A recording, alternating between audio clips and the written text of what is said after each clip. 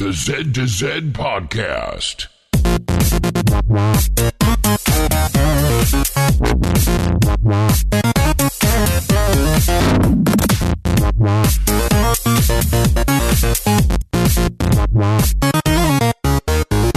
Good morning, good evening, or good day, and welcome to the Z to Z Podcast, the home for Xbox achievement hunters and gamerscore junkies. I'm your host, Brandon Freem, and thank you so much for listening. At Z to Z, we love gaming, and in particular, grabbing achievements and gaining gamerscore. We do news, reviews, and interviews. If it's about achievements, we'll unlock it. We have another fantastic show lined up for you this week, and another superb guest host. This time, we pull in the seventh person to eclipse the 1 million gamerscore mark, Randall Thor 19. You've probably heard him on any number of gaming podcasts, perhaps his newest endeavor, the Xbox Roundtable, or TXR. Suffice to say, we will add to your oral Rand fixation with what I'm told will be a busy week for him. You can find show notes for this show, as well as previous shows, on our website, z2z.com. This is episode 30. You can also contact us with questions and comments on Twitter, at Z2ZZEDTOZED, or email us directly, contact@z2z.com. Today's show is brought to you by the achievement Backlogosaurus from the game Jump Jet Rex. It was chosen in honor of the 2016 True Achievements Bean Dive, wrapping up this last weekend. The achievement was made specifically for bean diving, I'm assuming. It's one of those press start for achievements. The achievement description is great, too. It reads, quote, play the game instead of letting it go extinct in your backlog. Special thanks to developer Tree Fortress Games and publisher Loot Interactive, and good luck to all of you bean divers out there on your quest to reclaim that completion percentage in the upcoming year. I'm still recovering from a 2014 dive, but let's be honest, I drowned a long time ago. I might as well join the mer people, I'm so deep underwater.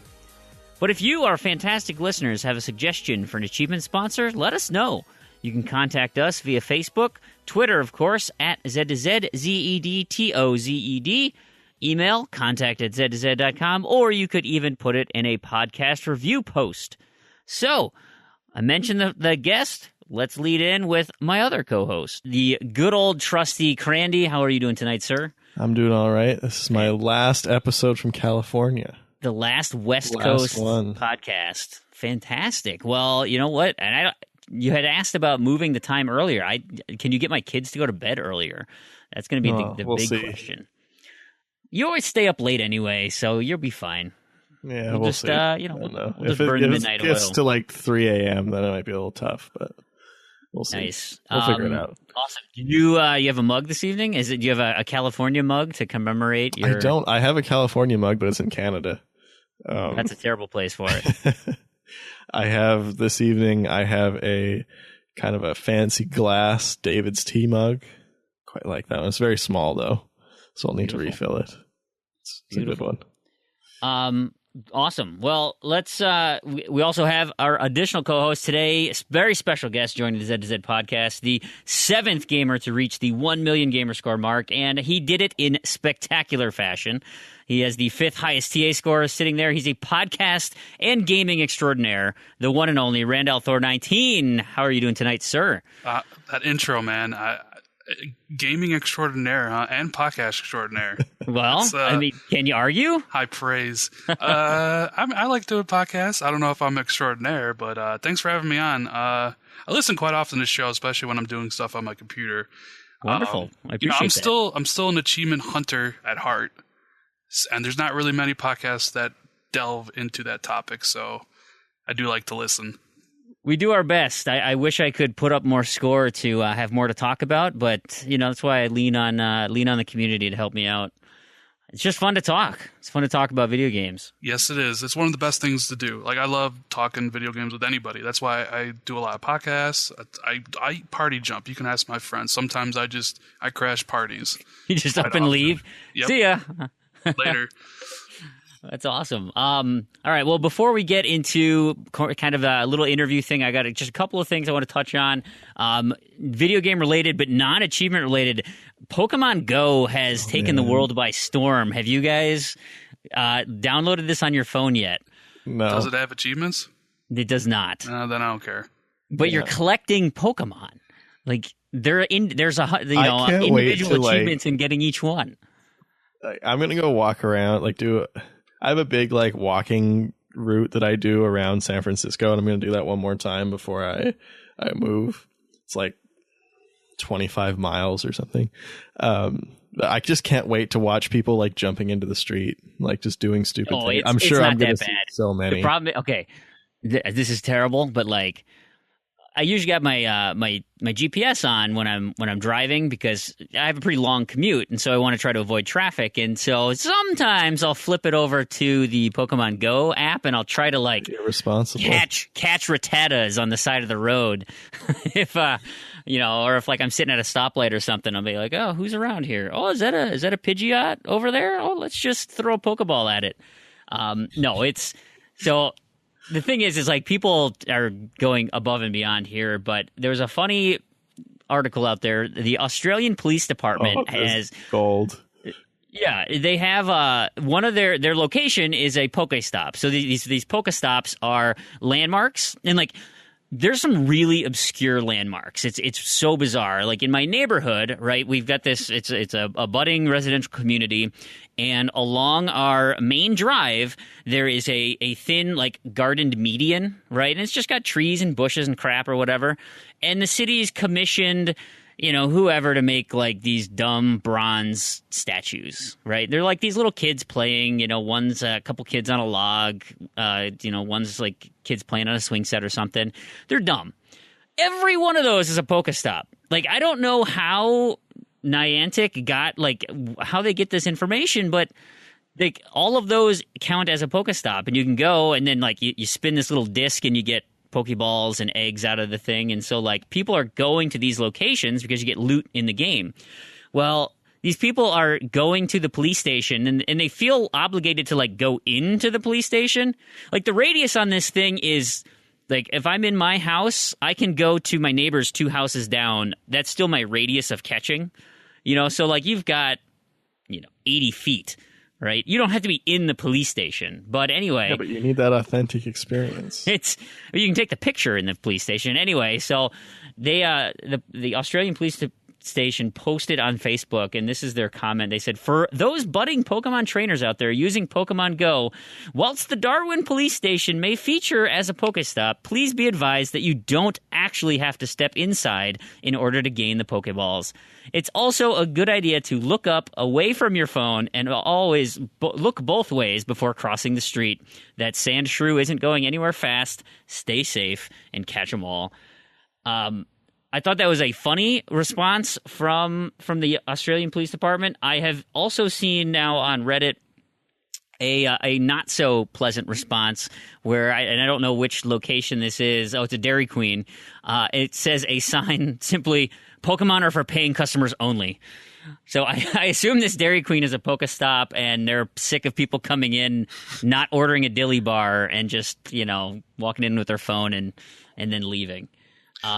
So am I the only one confused? Because so what exactly is? All right, I know what Pokemon are. I've never played a Pokemon game ever. So I'm assuming I'll explain the mechanics here. So. All right, it's an augmented reality game. You pull up on your phone. It essentially takes an avatar that you create and puts it into Google Maps. Then Google Maps, you have your avatar walking around Google Maps with a pulsing radius of about 80 feet, like I said. That radius is ultimately your catchable zone. And so as you walk around on that map or drive or bike or whatever, Pokemon will show up around you on your map. And then when they're in your radius, you can click on them on your phone and it will pull up your camera. And then you look around with your camera to find where the Pokemon is in relation to your camera. So, you can rotate. They'll move around in a circle. Like I had one in my driveway once. You'll essentially, it's like you're taking a picture of this Pokemon. You can take a picture, right, and post it all you want. Or then there's your Pokeball is at the base of your screen. You hold the Pokeball and you kind of flick it at the creature, and if you peg it, the Pokeball opens up and you try to capture it. Once you capture it, then you can train it. You can go around your city. There'll be locations. So there's the Pokestops that I mentioned, but there's also Pokemon gyms. So this park that's down the block from my house is a Pokemon gym. And so once you reach level 5, you can go to that gym and then battle your neighbors with the Pokemon they've caught with the Pokemon that I've caught. So do you actually battle them in real life? Like you meet up and like have a battle? Oh, I now that I've been kickboxing, I'll take those kids out, no problem. No, I don't know. You it's like a video game version. It's a fighting game with the Pokemon. I'm not at level 5 yet, unfortunately. Because I was just thinking, like, that would actually be really cool if you like met up in real places in your neighborhood with other people and actually had battles, like a scene from Anchorman or something. Right? Just big old brawl in this park, in this public park. I mean, to tell you the truth, though, like the social aspect, like that's cool. Yeah, like you actually have to go play with people in person. It'll put the gamer tag on there, so in theory, you could go. If you knew it was your buddy, you can go find him. But no, I don't think it's. I'll have to report back once I'm able to battle. I'm not quite there. Now, Freem, do you think there's a Microsoft game they could do this with, so we could get achievements for it? A collectible. I mean, to be honest, you can just come up with any new IP. But yeah, you could do. That's the beauty of but it's Pokemon. not going to take off like Pokemon. No, I know. No, it's not. But hell, do it if you did something with Minecraft, right? I mean, if you had an augmented reality Minecraft on your phone, you walked around and you looked for ore or you looked for sheep, whatever, and they showed up on your phone, and then you had to you make the tool, you craft the tool. You have a little crafting board on there, right? And you put the equipment. You hit forge.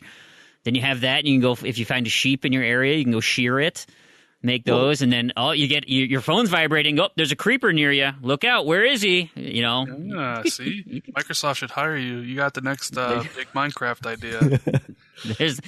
So before HoloLens, it's an augmented reality phone game. Crackdown did an augmented reality game, kind of. Yeah, it was on 2 months later.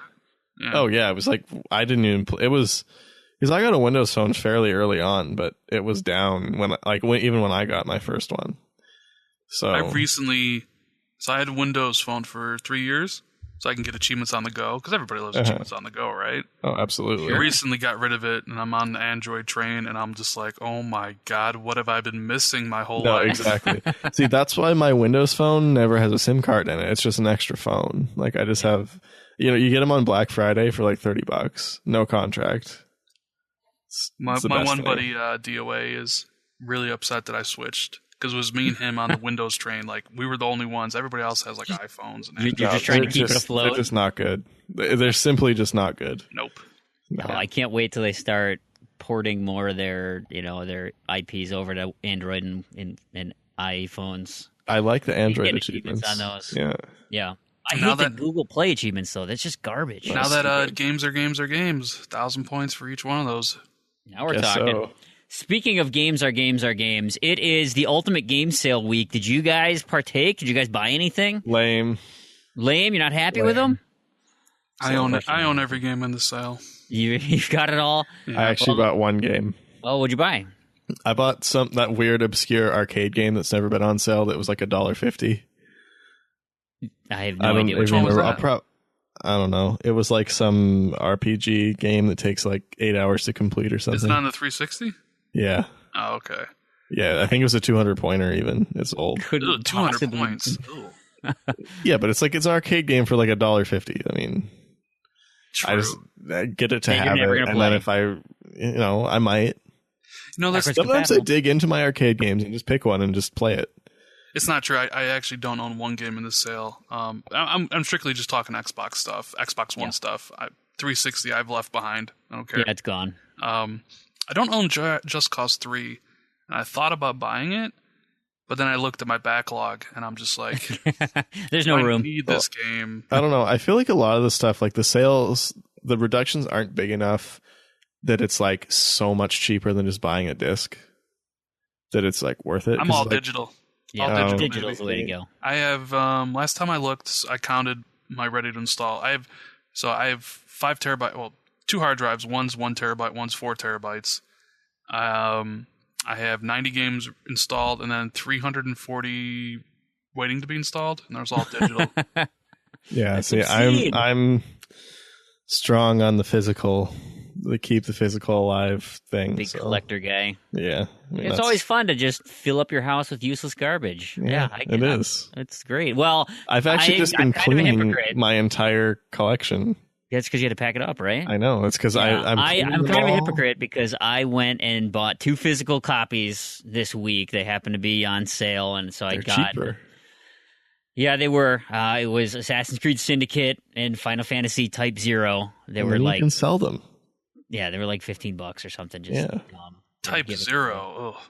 Yeah. That camera on that game, man. Is it bad? The camera on that game is one of the worst cameras in any kind of action game I've ever played.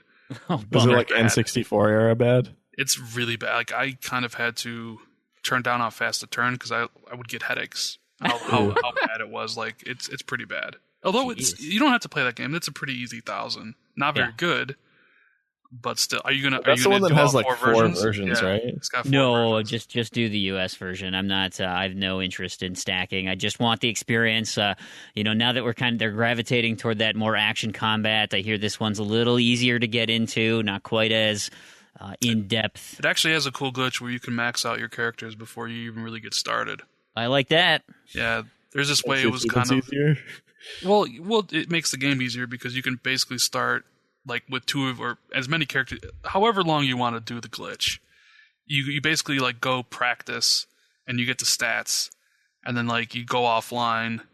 That's right. And you do it a bunch of times, and then you reconnect. It'll give you all the XP needed. So you could basically start from kind of the beginning of the game with like a level 99 character. Yeah, and the enemies but it's like real time, right? Like you have to like let it go. Yeah, that's the thing. That's the real time. So like when you disconnect and you set it to your console to week forward, it thinks time progressed, so it gives you the XP. So you basically can start playing through the game with 3 level 99 characters if you want. I only did 2 characters because I didn't want to waste time with the third. Right. But I mean, it makes the battles like a cakewalk because the enemies don't scale. Right. That'd be nice. The other I did buy 3 other games this week to pad our collection. Dragon Age Inquisition Game of the Year.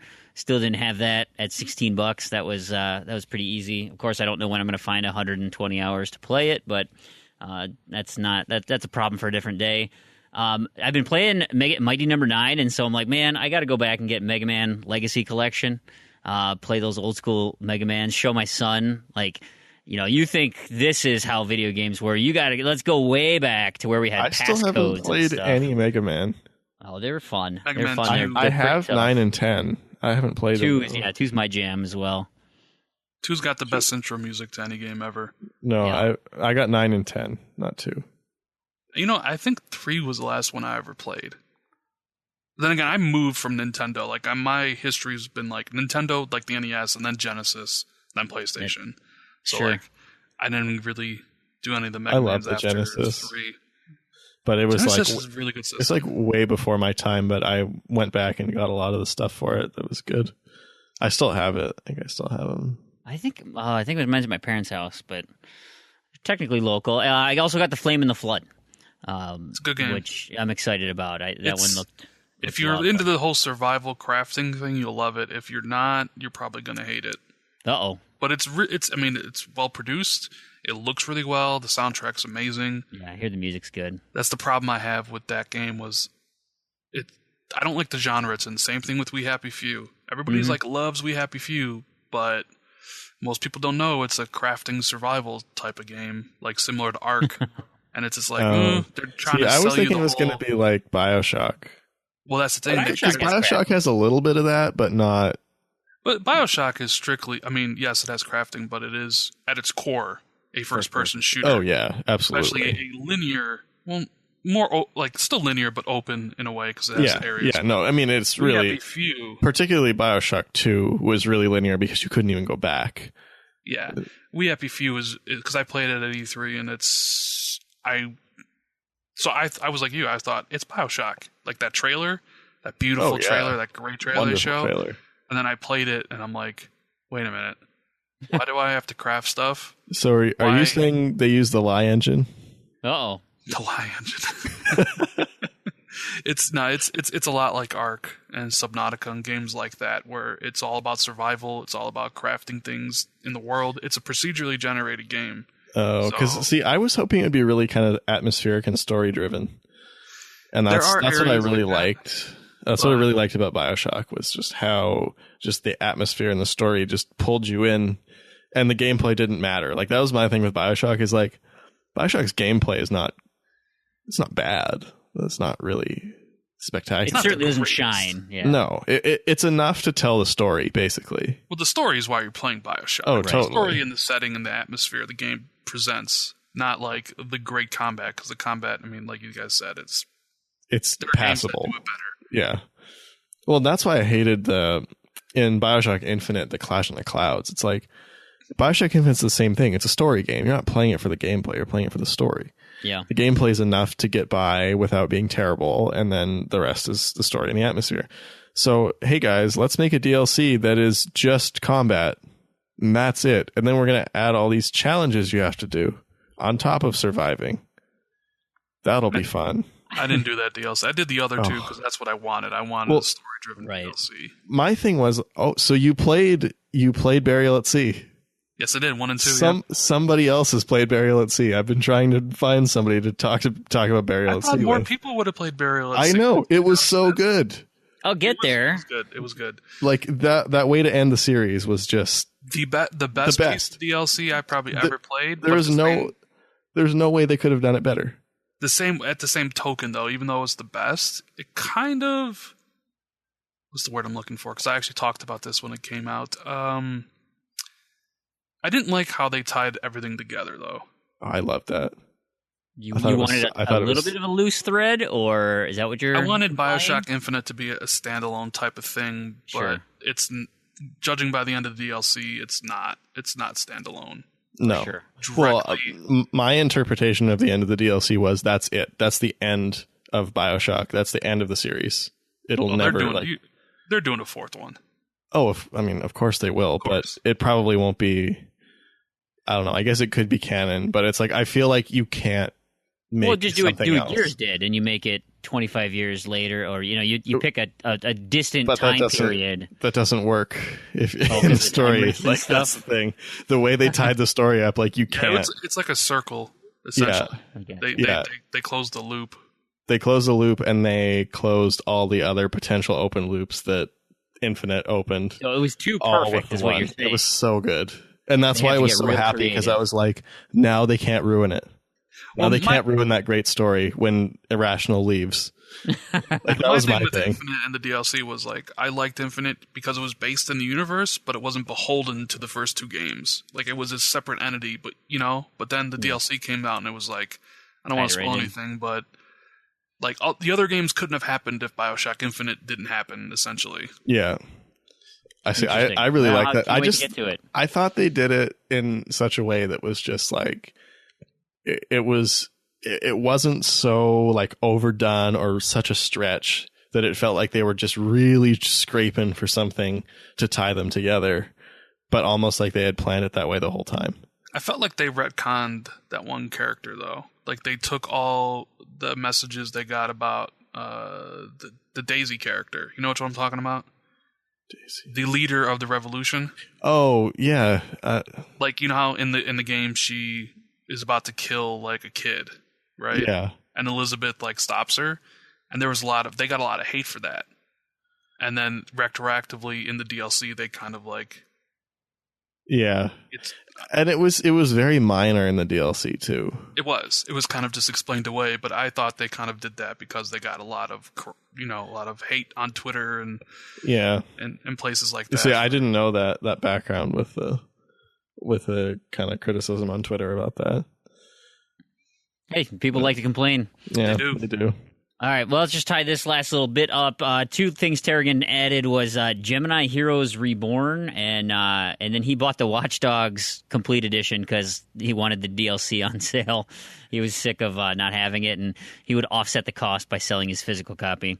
Which reminded me, I have the physical copy, so I'm going to do the same thing. It'll be great. Gemini is actually a pretty good game for what it is. I watched the gameplay, I'm like, I thought it was a 360 game when I was watching the gameplay.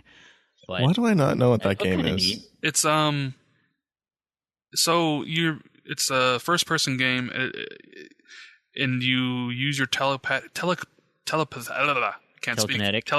It reminds me of a game on the old original Xbox and PSYOPs, I believe it was. It's a short game, which is good, but it just was a lot of fun, just like picking up stuff in the environment. And it's like if you use the telekinetic plasmid in BioShock, where you can just kind of pick everything up and then just throw it around and move things around, but you also have time stopping ability, and you switch between the past and the future, or the past and the present. So that's like kind that of thing cool in Dishonored with that gun or whatever. They took that right from that game. Looks better in Dishonored, but obviously, but I mean that was ripped right from that game. Yeah. Anyway, I don't know why. I know the name. I don't know. You got a couple more days of the sale. All right, so that's sale's over. Let's move on. We've got we've already alluded to many of the topics, but let's just have a little bit more formal discussion here with Rand. You mentioned your 1 million gamerscore milestone, or we mentioned it. And for those who don't know, can you explain just how awesome this setup was? Yeah, I mean, if, you want me to start from the beginning of the whole thing? I don't want to hear your first achievement. Well, no. I mean, like the beginning. All right, the beginning of like being invited. How the snowball started going. Yeah, that'd be awesome. So it sounds like a great story. Yeah. So last year, I ended up getting Halo 5 early. Like 2 weeks early. Like I had it 3 weeks early. So I was playing with my friends, and actually I met a few Microsoft employees playing it. Because obviously it's Halo, so all the Microsoft employees are playing it. So I met quite a few people. I met a couple people on the achievement team. I met a couple people on the multiplayer team. You know, and we actually still kind of talk to this day and play games together. That's awesome. But one day I got invited to play the legendary co-op campaign with Phil Spencer. Oh my goodness. So I was very, very nervous, let's say the least. My first time meeting him. And we did like levels 2, 3, 4, and 5 on Legendary. Okay. And it was me, it was my buddy Sopbound, who I do TXR with. Yep. It was Phil, and it was Will Tuttle, who is the senior editor of Xbox Wire. And Phil was he's just a really nice guy. He's also a gamer. He's so like disarming and just like you just want to be chums with him. Yeah, and so, you know, we talked. I'd ask him questions and, you know, like things about, hey, I want, you know, Sunset Overdrive 2 and stuff like that. And like all these other questions you would want to ask, like the head of Xbox. And he took it all in stride. He was very forthcoming with a lot of stuff, too. And, you know, we had fun. He had me as a friend on Xbox, said, like, if I ever wanted to just join the party, just hop in and didn't have to ask for an invite. Which That's awesome. Was like, holy, you know, oh my God, like, yeah, right. Whatever. And, you know, I'm not going to because I don't want to, like, be a nuisance. And then, like every few days he'd send me an invite. We play Halo multiplayer. You know, with like I got to play with like Major Nelson and sure Aaron Greenberg and a few other guys. Because Phil really, really likes Halo 5 a lot. Like he likes the multiplayer. He really likes Firefight, the new mode that came out too. Yep. So one of the times we were finishing up the 4-player co-op campaign in Halo, and he just was out of the blue. He's like, hey, he's like, you know, it'd be great. And I was like, what? He's like, it'd be great if you could hit 1 million gamer score on our stage at E3. And I was just kind of like, are you for real right now? Right? And he was like, yeah, you know, like, you know, and so it kind of went unsaid. He offered it, and like I didn't really pursue it until about beginning of February last year. Or this year, actually. Right. I sent him a DM on Twitter, and I was like, hey, you know, if you want to do this, let's, you know, think about it. And he's like, yeah, let me bring it up to the team. You know, we're having E3 meetings, and let's see what they say. And then he got back to me and was like, yeah, the team is very positive about this. This would be really good. And then, you know, he handed me off to their PR team. And then so I was like the whole time from like February until June, I was having like, you know, email correspondences with the PR lead at Xbox, and I eventually had a production, like eventually was like, all right, it's 100% happening. Like I think I found out it was 100% happening in March. Okay. But I mean, they told me like even when Phil had offered, he's like, just hold off for me. Can you do that? And I was like, yeah, sure, no problem. Like, of course. Why wouldn't I want to go to E3? I've never been to E3. Like, that's like a dream come true. So I got a production call from the Xbox One PR, and then 2 guys on the production team that were doing E3, and we had an hour discussion about what they wanted to do. And what they wanted to do was a little bit different than what actually happened. So originally it was going to be me doing Halo 5, Guardians, one of those really short levels that I could do in like 5 minutes. Because it was originally going to be done live. Like, it was going to be done live. Sure. It was going to be me and Phil, and we just would be talking, and as I would complete it, they would have Alpha and Bravo there from Halo doing the shoutcasting thing, but in a sarcastic kind of funny way, like, oh, look at Rango. Type stuff, but obviously that plans changed because it wasn't exactly how it had ended up. So I went to E3, got my badge, and it has like Microsoft guest on it. And then on that Tuesday, they had everything set up. So I get up there, they put makeup on me. I get the production. I get this like little thing in my like volume thing with a little like recorder, and then like a thing I put in my ear so I can hear the production trailer. Yep. In my ear, and I got Bravo from the Halo team, like kind of sitting there with the microphone, like doing the introductions and the outros and stuff. And they changed it, so they wanted me to do. They made me have a backup achievement just in case. So I prepped Halo and I prepped Ori and the Blind Forest, the 200-point achievements, and they wanted me to do Ori because Halo would have been anticlimactic. So I was like, all right, fine, I can do Ori, but it's going to take me a little bit of time because that end sequence is a little bit tricky. Yep. It took about 12 minutes.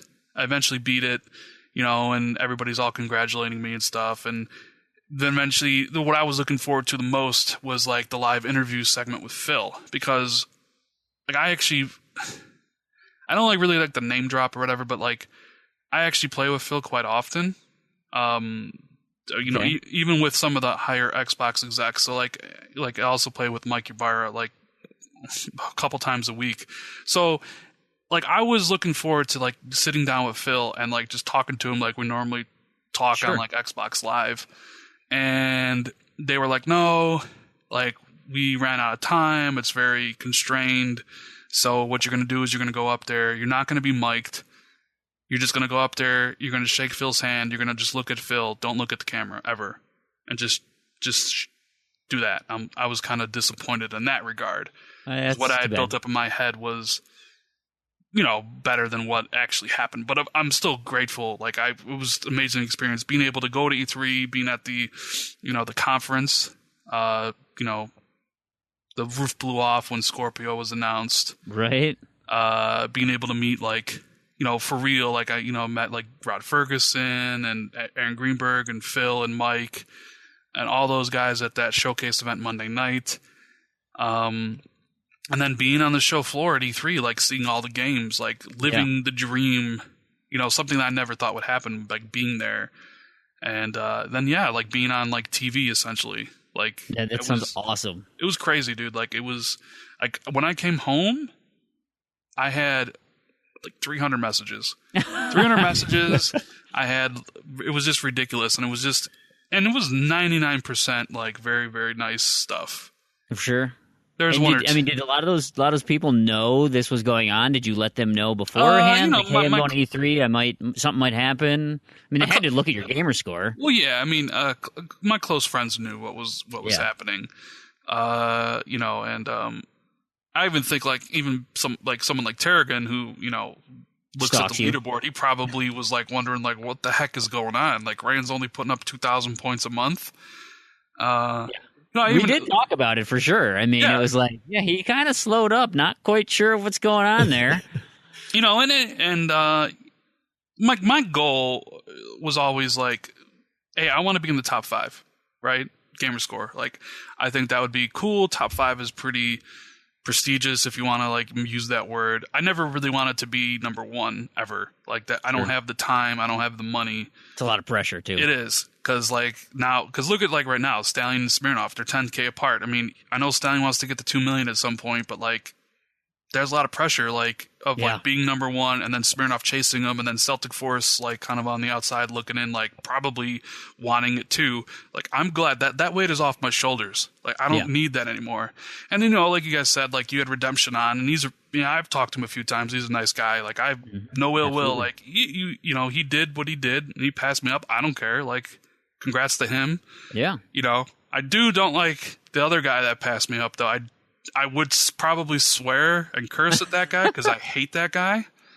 That's too bad. But all I can say was, like nobody cared when you did it, buddy. That's all I'm going to say. I don't want to bring that beef onto here, but yeah, I mean, I never thought number one Microsoft would care enough to. And that's what surprises me too. Like, my follow-up question was going to be like, how long did it take you to come up with this idea? And then the first thing you tell me is like, it was Phil's idea. Well, yeah, I'm like, what? Phil's. Like that just blows my mind. Yeah. Well, I mean, when I get to play with Phil and talk to him and stuff, I don't normally bring up like business questions. Like I don't really ask him for anything. And same thing with like Mike Ybarra. It's just we play games, we talk about games, stuff like that. He was the one who brought it up to me, and. Because I was thinking to myself, like, well, Stallion did it, and they did something for him because he was not the first person to do it. The first person, yeah. Then Smirnoff did it. Yep. He didn't really get anything, and then, like, Dauntless, and... Well, he did it. He had a stage presence, too, though. Well, Smirnoff did it at the Fan Fest, in Canada. But then each person who's crossed it after, like, no acknowledgement, Smirnoff, when Redemption did it, and Big Sexy, and Dauntless, it was just like the more people do it, the less prestigious it becomes and the less they care about it. Now, I guess I'm privileged enough to be friends with like a couple of the higher up people at Microsoft that had my back. So they were like, we would like to do this for our friend. Sure. I think that's the only reason that happened. Honestly. Well, I mean, I think you're also... I mean, you had mentioned you tend to drift on the negative side of things, but we discussed that. Right, it's a critical, but you're also passionate. You're passionate about games. You're passionate about the Xbox. I mean, right? You enjoy this system and you want it to succeed, and I think that comes across just listening to you, and you come, in being in situations with those, I mean, they're real people, right? The Xbox executives are all real people, and they want a genuine person talking to them. So the fact that you're not on the party just being like, I love you, Phil, hey, or running over and like teabagging Major Nelson all the time. Well, you should have heard, like, the first time I got to talk to Phil, like, I made sure to tell him how I felt when the 2013 stuff, like how I felt used and forgotten about, with the whole Xbox reveal. And he was like, I appreciate your opinion on the subject. He wants to make Xbox the best place for everybody. And I'm getting questions like, does Microsoft really care about achievements? And I'll answer that with yes, because Mike Ybarra, I don't know if any of you guys follow him on Twitter. He has like 240,000 gamer score. He is so on Destiny right now. It is crazy. Oh yeah. But here's the thing. So Mike Ybarra is on the leadership team at Microsoft, right? And Mike Ybarra loves achievements. Like he loves them, maybe not as much as like we love them, but he loves them. We talk, he'll DM me, we talk all the time. He'll ask me about the new games that come out. Are they easy? Are they not? Right? So he's the quantity kind of gamer score. Yes, he really likes getting as much as possible in a short amount of time. He's a busy guy, but like achievements aren't like you have a guy who's on the leadership team at Microsoft. So the leadership team consists of Phil, who runs the division, Rod Ferguson, Mike Ybarra, Mike Nichols, I believe, and a few other people. You got the whole legal team and stuff. Like, so you're talking about one of the biggest guys at Microsoft who loves achievements. Like achievements are very central. Like he and it's funny because I've talked to him directly about, hey, what about like getting a completion badge for a game? Yeah. Like a platinum trophy. Or what about like an actual percentage in the achievement for how many people actually have it, like out of the entire user base of anybody that's played an Xbox Live. Oh, that'd be awesome. Those ideas have been talked about. I'll tell you guys that amount. Like those ideas get tossed and turned around like at that company. And will they ever show up? I don't know.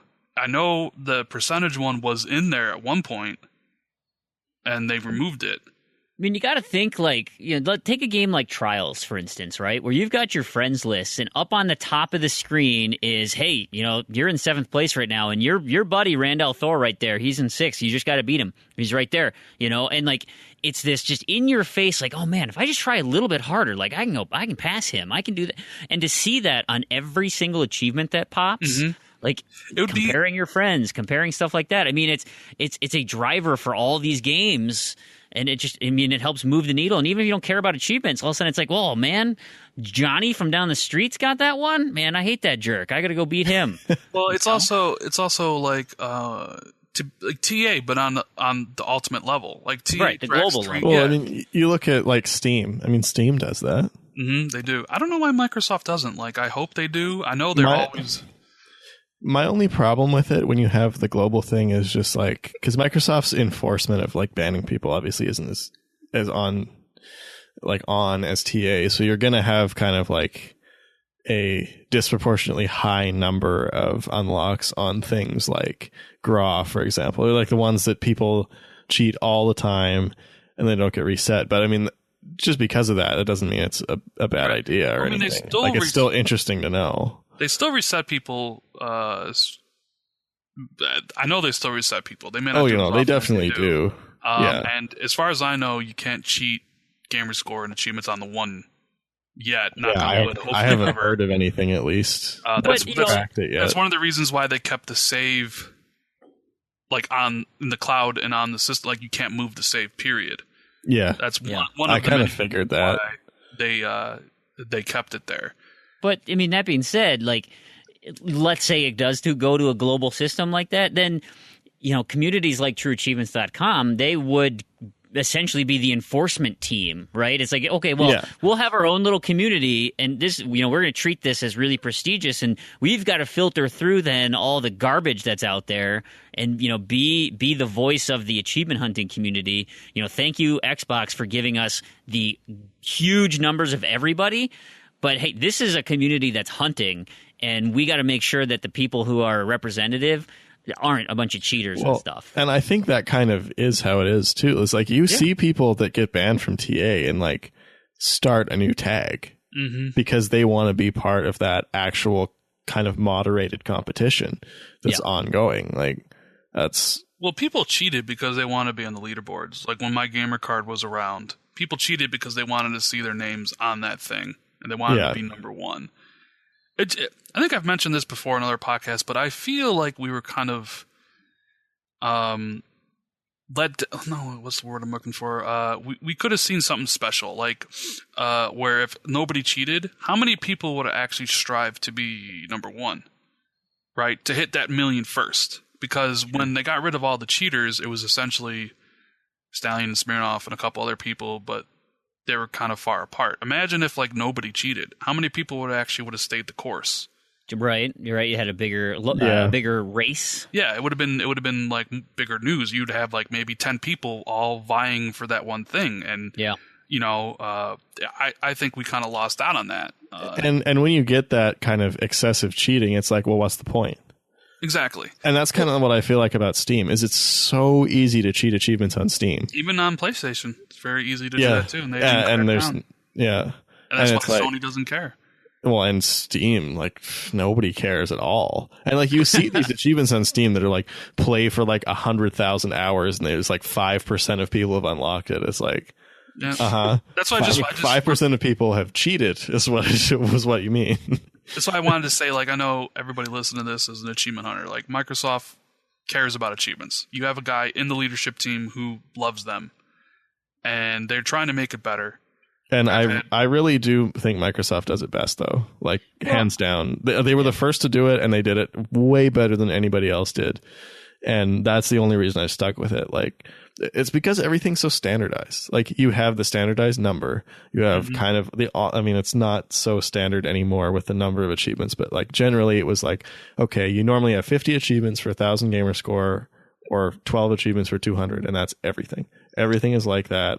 And you can really kind of benchmark, like, okay, well, you've got 50,000, you've got 200,000. I mean, that's you can compare like that, where like I guess PlayStation has the trophy level.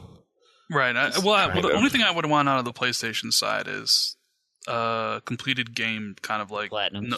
Like, definitely. And they had that. Microsoft had a section in the 360. I don't know if they still do, where it would say how many games you played, how many you completed out of how many, and they would have like the picture of the game. Yeah, they used to be on the dashboard. Yeah, they got rid of that for whatever reason. Normally, and I'll give you guys a story. Like, you remember when Microsoft removed the ability to snap the achievement app? Yes. Right? And Yep. I immediately texted Mike. I'm like, what are you doing to me? I use that quite often. And he was like, are you serious? I'm like, yeah. He's like, well, I'm going to go back to the team and I will see what their reason is for removing it. And I was like, all right, cool. And then, like, he gets back to me. He was like, the usage rate was extremely low for it. So we thought it was best. Because they had moved it from, they actually put the achievements in the guide. It was on the left side. So they felt that because the usage rate was extremely low, I think he said like less than 5% of people actually snapped the app for an extended period of time or something like that, that they thought about getting rid of it. But because of people, you know, the feedback they actually got from people, they decided to keep it. That's why they're always listening. That's why the feedback site exists. You know, they read, like, Phil reads all the messages he gets sent. Like, all the tweets that get sent to him, he reads all that stuff. Like, all these executives, all these people at Xbox, they know what we're talking about. That's why it's best to make your voice heard, to get what you think is best for the system and what you want going into the future. Because we could get a situation like 2013 again, where, and this is a little bit of info, they were going to change Gamerscore. I don't know if you guys know that or not. Yeah, I remember that discussion. No, I don't know that. Now, I'm not privy to what they were going to do with it. All I was told was that there was deep discussions of getting rid of it completely. Oh, yeah? Like, from the transition. I heard, like, revamp. Like, there was I don't know what I would have done. Talk. Yeah, so there was discussions, and, you know, there was a group of people who said keep it the way it is, and there was a group of people fighting for it to be changed. I don't know what it would have been in change too, but this is like real. This could have happened. Obviously, cooler heads prevailed. They kept the system. Although, from what I was told, the games 1,000 point stuff was made at an executive level. Even though people underneath fought against that, because as you guys know, there are a lot of indie games that come out, right? Oh yeah. Oh yeah. And they're very easy to get Gamerscore in, especially in comparison to how it used to be 8 years ago. Like, I don't know how many games you could get 1,000 points. I was just discussing this morning with Damien, talking about how you look at, you know, he was playing Beyond Eyes and saying, oh, he didn't really like that game, but it's like a 3-hour completion for 1,000 Gamerscore. And then I was saying, it's like, and I noticed this especially because I went back to clean up some of my easy 360 games. I'm thinking like, oh, well, yeah, you used to have to play Pirates of the Caribbean for 12 hours to get 1,000 Gamerscore. Yeah. So it's like you're looking at going from 12 hours and potentially $60 to 3 hours and like $10 or $15. Mm-hmm. Yeah. Because like not only is it easier, the price point went way down too. Yep. So that's the thing. So it went from... So they made the decision at the executive level to all the games be 1,000, even though there was people underneath, like, you know, in different areas who were like, hey, maybe that's not the best idea. Yeah. It devalues Gamerscore. I really liked 400 with the arcade 400 games. was fine. But I felt like that was a good middle ground. But that decision was made at the executive level of the games having the same. You know, everything was always going to be the same. I would love to see the metrics on how... As it compares to the global population that buys an indie game, of what percentage of those are achievement hunters? Like, there has to be a higher propensity of achievement hunters buying indie games than there are of the general public. And, you know, are they using us as a mouthpiece for, hey, yeah, these are easy games, and guess what? You know, this game is actually really fun. You should, I mean, even though, yeah, it's an easy 1,000, 2 to 3 hours, but man, it's actually really good. Help support this developer because they got some really good ideas. You know, is there anything to that? Are we a tool to help promote indie titles via Easy Gamerscore? I know it probably, like, the developers I've always talked to, I always say, hey, Make your achievements easy, not all of them. Make it an easy completion, and people will buy it. Like, if you want to separate your game out from the pack, people will buy a game if it's an easy 1,000. It's just proven. Oh, yeah. You know, Avatar. As for, like, now, this is another thing. So, recently when I was talking to Mike, I asked him, how much gamer score can you add? Like, to an existing title. Okay. And he said that you can add 500 gamer score every quarter, but there's no limit to how much you can actually add. He's like, if some game some game was like, hey, I want to add 10,000 gamer score over the course of time, he said they probably would let them add that. Like Killer Instinct. Yeah. Oh, yeah. I mean, Killer Instinct is, the second highest now behind Monster Hunter? Any game can do this. Like, it's not like any indie game, regular game, they can add gamer score 500 every quarter or whatever it is. And does it have to be done quarterly, or can they wait like 2 years I think they can add up 4, to 500 per quarter. So, I mean, you could do 1 week 100 points, and then a month later another 100 or something. I think the cap is 500 a quarter. I don't think you can bank it. No, that's what I was mean. Like, can you store it up? Like, can you wait a year and then add 2,000?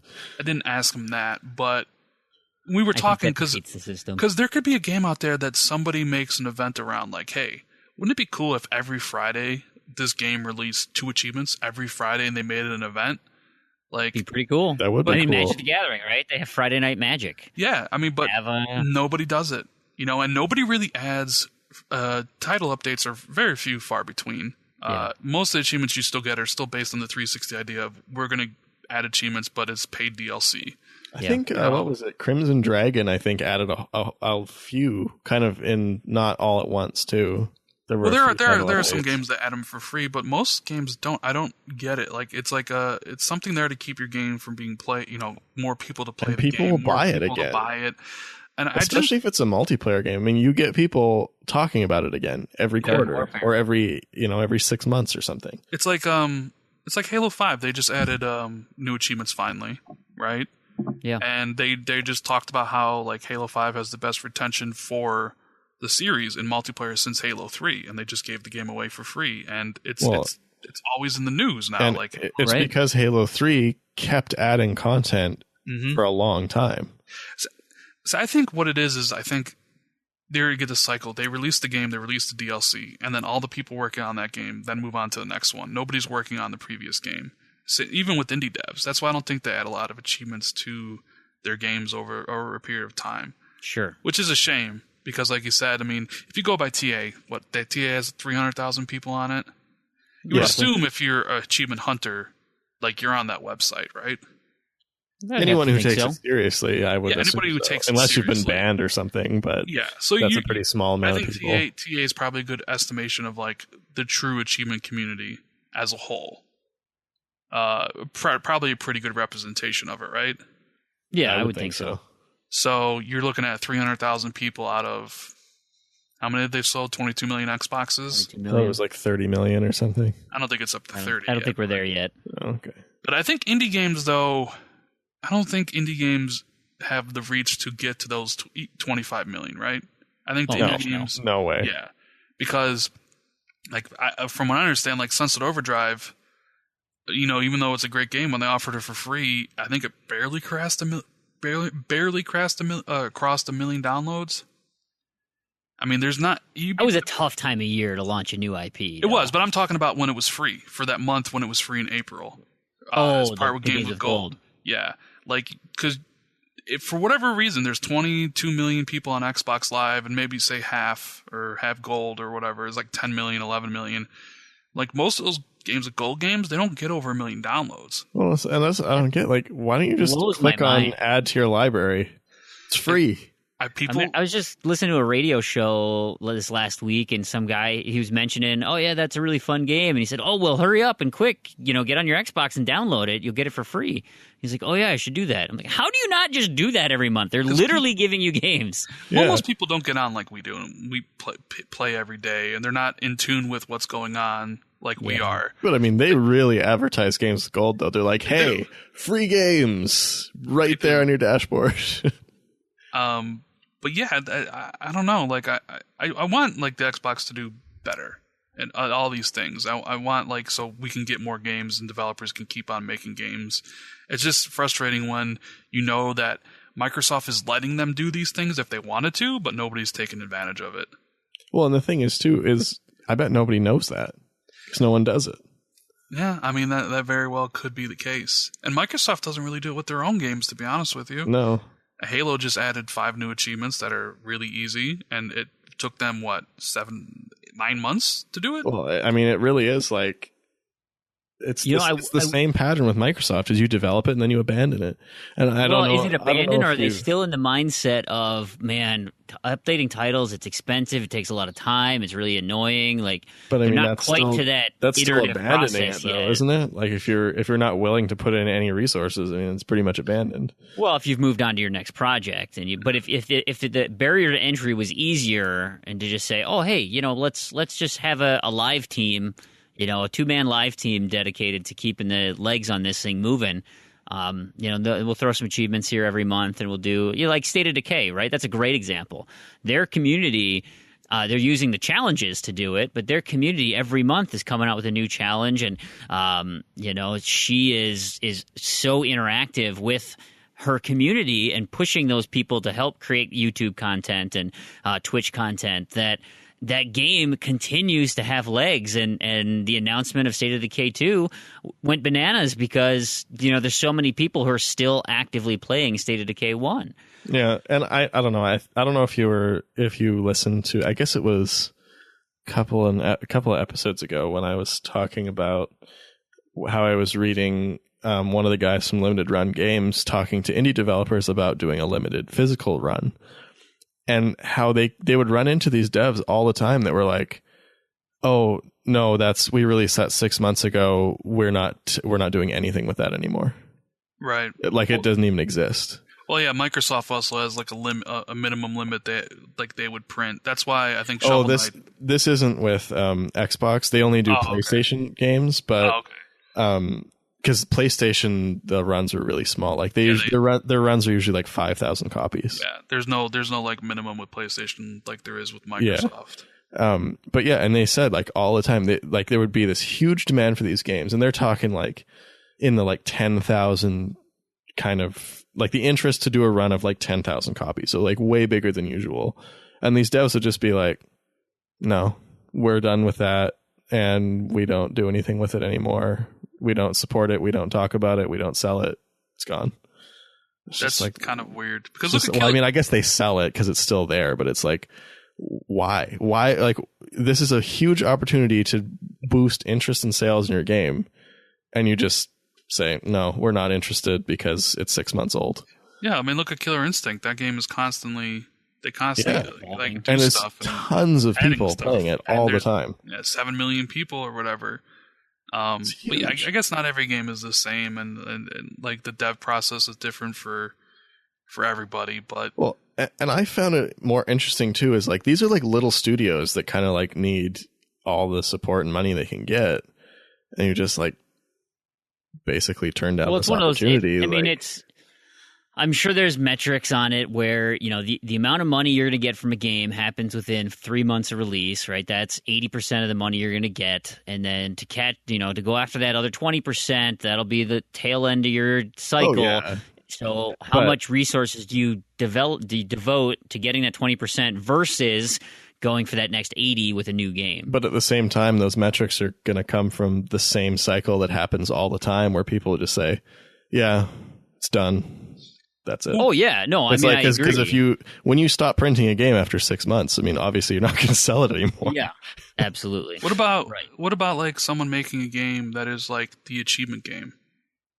Now that that's what I was always thinking. You make a game, you load it up, and it pops all the achievements or something. I mean, let's say like somebody out there could get approved, because you still got to get approved by ID at Xbox or to go on the program. But if you were to make a game that was strictly just about getting achievements, or easy as possible, that was the whole point, and you could do it in like less than an hour, and you sold it for $5, and then knowing that you could add all these points later on, an achievement you could add them as DLCs for like $1. I wonder why that hasn't happened yet. See, I was thinking that because I had that idea too. I was like, what if somebody just made an achievement game? Because like people would buy that all on dailies. Well, no, but I mean, like you just like play it. Like it's just got like 4 levels. You just like run from left to right. exit the door, pop an achievement, get 200 gamer score, do that 5 times. I'd make it just abusive. I'd be like, you got to go on, you got to watch 5 seconds of pre-roll, and then your achievement pops. Yeah. Well, and like I'm making revenue on it if I'm going to do a terrible game like that. Well, no, that's when you add the DLC. So every quarter you have a new DLC for $1, and it's got 500 gamer score. It's just another level. All right. Well, this actually is the first time you and I have talked, Rand. This I've heard your voice on a billion podcasts. Yep. Of course, the Gamerscore podcast, DRM Gamecast, your new endeavor, TXR. I mean, you've been on tons of it. What else? What did I miss in that list? Well, I mean, the one that it's mine. Like I'm part of is the TXR podcast that we do Monday nights live on YouTube. But I mean, I also am a guest on like Xbox Nation on Wednesdays and Crossfire on Fridays, and I'm open. Like I was waiting for you guys to invite me onto the show. I know Tarragon had talked to me about it. I was like, hey, anytime. I love talking video games with people. I love meeting new people. So right. Like I think like. Well, you're our Phil Spencer right now. We don't want to be annoying. So please. But it's fun doing podcasts. I mean, Gamerscore podcast ended because it just did.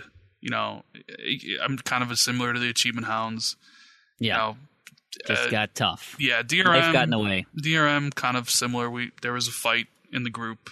I left, even though we're all still friends. I didn't want to do it anymore. Yeah. But stuff happens, man. Life gets in the way of a lot of things. Oh, and it's very time consuming. Well, yeah. Doing all the production and all the recording. And that's why I like doing it live on YouTube, because this is nothing to do. Oh, I see. It is. Yeah.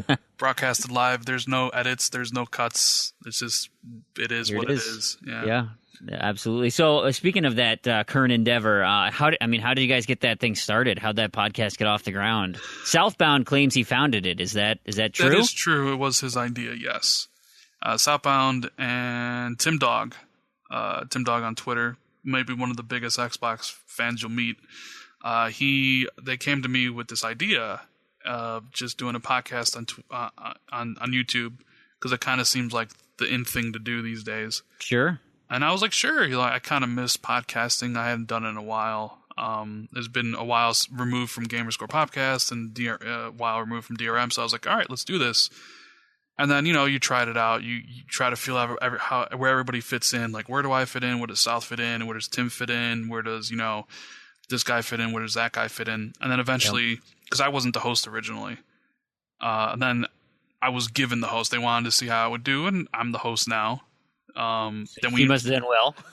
Right. And then we brought Maka on, who is, permanent member, who I feel adds a lot. He's got a lot of experience. You guys had him on. We did. Friend of the show. First shows, yeah. He has a great conversation. He's quite the wordsmith as well. Yeah, so you got me I will talk your ear off about stuff, and you got him who will talk your ear off about stuff, and Tim will as well. So it just kind of came together. We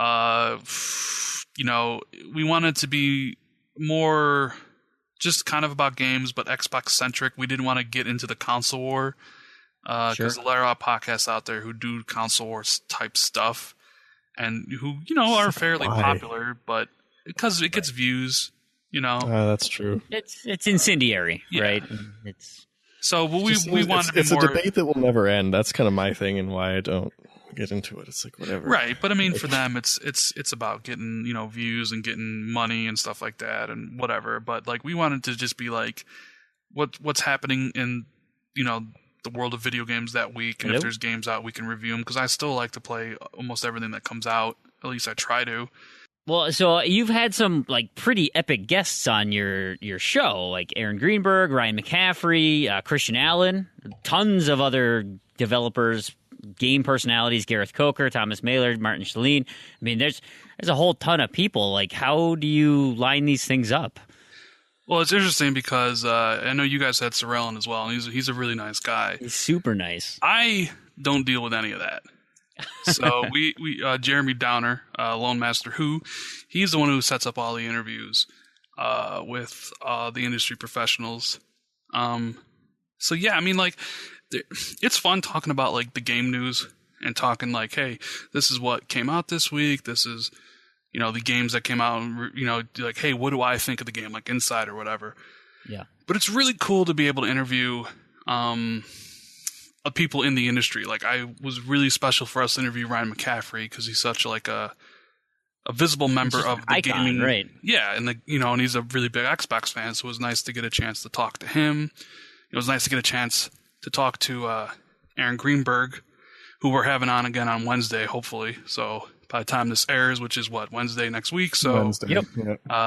Hopefully that we'll have that interview ready. Be tonight then, if you hear it right away. Which is good because I get to talk to him all about all the E3 stuff. So Scorpio, Recore, Sea of Thieves, like everything that they're doing, like we're gonna talk to him about. And we recently had the devs from We Happy Few on to talk about their game. Yeah. So that was a pretty. I like interviewing people. I do too. I love the different perspectives that people have and getting that insight. My dream interview right now is Lorne Lanning from Oddworld. I love listening to interviews with him because he's like, he's kind of cynical, but he's also like really laid back and kind of cool. Like just because he's been in the industry for so long and just seen all the terrible things and he's willing to talk about it. Like that's what I think is so interesting with him is like, he's like nothing's off limits with him kind of thing. Right. Like, I mean, I don't know. Maybe he's not, but he seems very honest. Like that. That's what is interesting about his interviews. When you can talk to people, you know who's honest and who's not. Right. Like my dream interview would have been, probably still is, Phil Spencer, to actually get to talk to him in like an interview setting. Yeah. That would be like amazing. Even like Major Nelson, someone who's like synonymous with Xbox. Yeah, absolutely. Like to me, that would be like, oh my god, like this is Major Nelson, like Well, and the beauty of those guys is like their mind is working in a marketing way, but when their words come out, it's like you're just having a conversation. You never feel like you're being fed anything. It's like, no, that's how you feel. I mean, you're always they're so smart and they're. Calculating is the wrong word. It makes them sound sinister, but like they're always thinking about what they're saying, and the way that they present that information, it's like that is a beautiful way of putting it, and it answers my question without showing your hand or anything, and, right. and they just have a great conversation about them. Yeah, I mean, I would also would love to interview Jim Sterling or like Jeff Gertzman, like some of the guys that I look up to in games media. Like I love the Giant Bomb guys. Mm-hmm. All the Microsoft people, but interviews, I don't know, especially for smaller games, to learn more about We Happy Few, because it's a game that's kind of shrouded in mystery. Like people watch that trailer and they're like, that trailer is very intriguing. Reminds me of BioShock. I want to play it. And then to find out through the interview, it's like, well, it's not really like BioShock. It's more like this. It's like, oh, okay. So you actually get some good info out of it because they were that trailer is pretty misleading. Lie Engine? I'd say. I need to stop saying Lie Engine. You do. Big L hates it, by the way. No, he does. You're just beating a dead horse. Well, all right. So, Rand, you had mentioned, I mean, clearly you were at E3, right? And so that was your first one. That was my what? It sounds dumb for me to say, hey, did anything stand out? I mean, the whole thing sounds like a spectacle, but you got some favorite moments? Yeah, I mean, I guess I'll start with, do you guys want to go at some point? I mean, is he going to E3 my God, something absolutely. You guys would want to do? Because 100%. some people it's not, but... I don't know how I convince my wife and kids that I should be able to spend a lot of money, go there, and abandon them for 3 days or 4 days. I would have to bring, hard sell, but I would have to bring my rain cloud suit. I wouldn't hang out with you. I would actually love to wear my gray pajama pants and a gray shirt to E3 and have a big have a name tag that says Rain Cloud Randy. I don't think anyone would like me. Well, so my E3 experience was was great, even though it was my first time flying, period, ever. Really? Never been on a plane before. Yeah, I never had occasion to be on a plane. Sure. So that was interesting. I couldn't move in my seat. My legs were like I couldn't move my legs for 4 hours. Flying is terrible. I'm a tall dude, you know. Yeah, I'm tall too.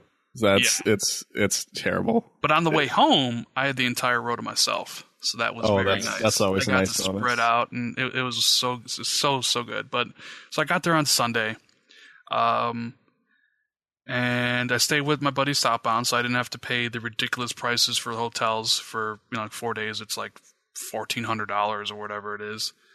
So I was like, that's a lot of money saved. I stayed with Maka because Maka was staying with South as well. And it was a lot of fun. Like we got our FanFest stuff. Mm-hmm. That night I went out to dinner with Mike Ybarra. He took us out to this Mexican restaurant. That's one of my seeing all the games is great. But what I really remember is like meeting all these people I've met on Xbox Live for years that I'm finally meeting in real life. That is what still stands out to me.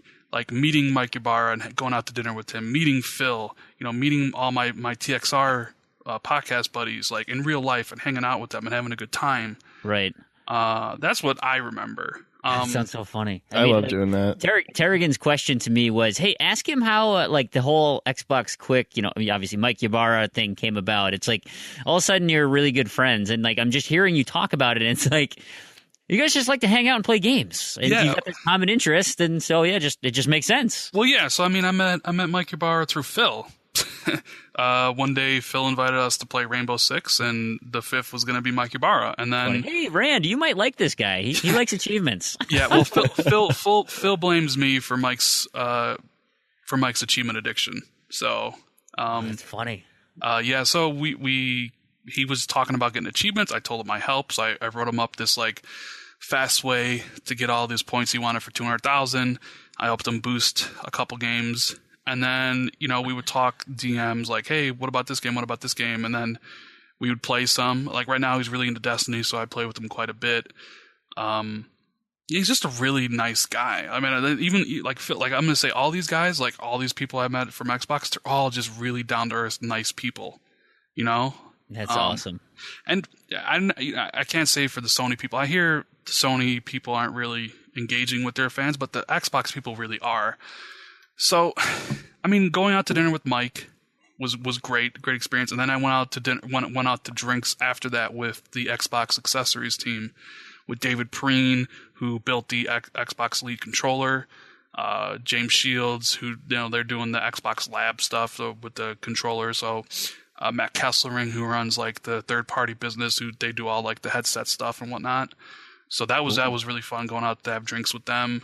And then Monday was the conference and going to the FanFest stuff, and the conference was amazing. It's so much different. I can't stress it enough of actually being there in person than watching it on TV. Maybe, Crandy, if you actually were there, the rain cloud would go away and you'd be like, this is amazing. We'll see. Trust me, because I'm very critical of their conferences too, but I was blown away sitting there.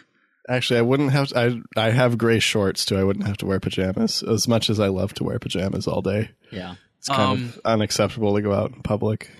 It'd be hard not to, with just feeding off the emotion of the crowd. Yeah, when they announced Scorpio, I could hear my buddy Tim Dog on the other side of the floor screaming. It was great. And then after that, they took us to this Forza, Forza museum kind of thing, which was kind of lame in my opinion.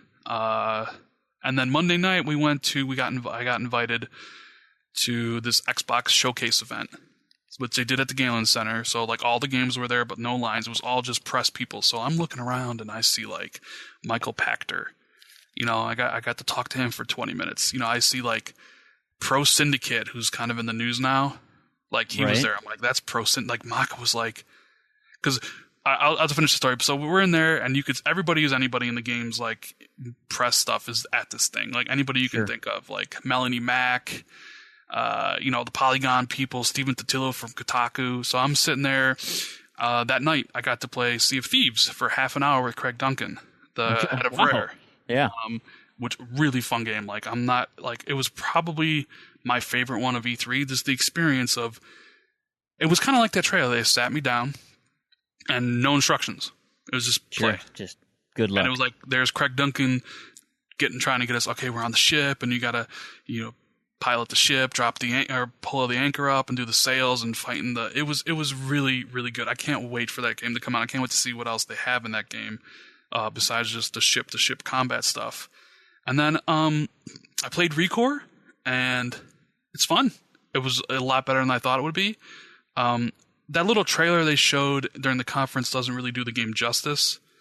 So I played it for 20 minutes, and I had a good time. Like, I'm like, all right, I'm going home, and I'm immediately pre-ordering this game. I think it's going to be something really cool. Yeah. Dead Rising 4, you played Dead Rising 3? You played Dead Rising 4. Yeah.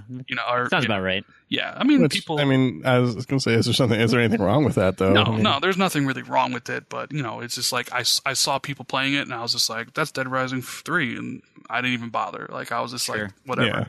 Yeah. Forza Horizon 3, though, whew, oh my god. Like, I played that, and it is absolutely amazing. Like, I can't, it was the best demo I played at the floor. Like, it's so well put together. Like, you start as a Lamborghini, so you get that sense of speed, and then they switch you to the truck, so you're like barreling off road, and then they switch you to the buggy, and you do the showcase event.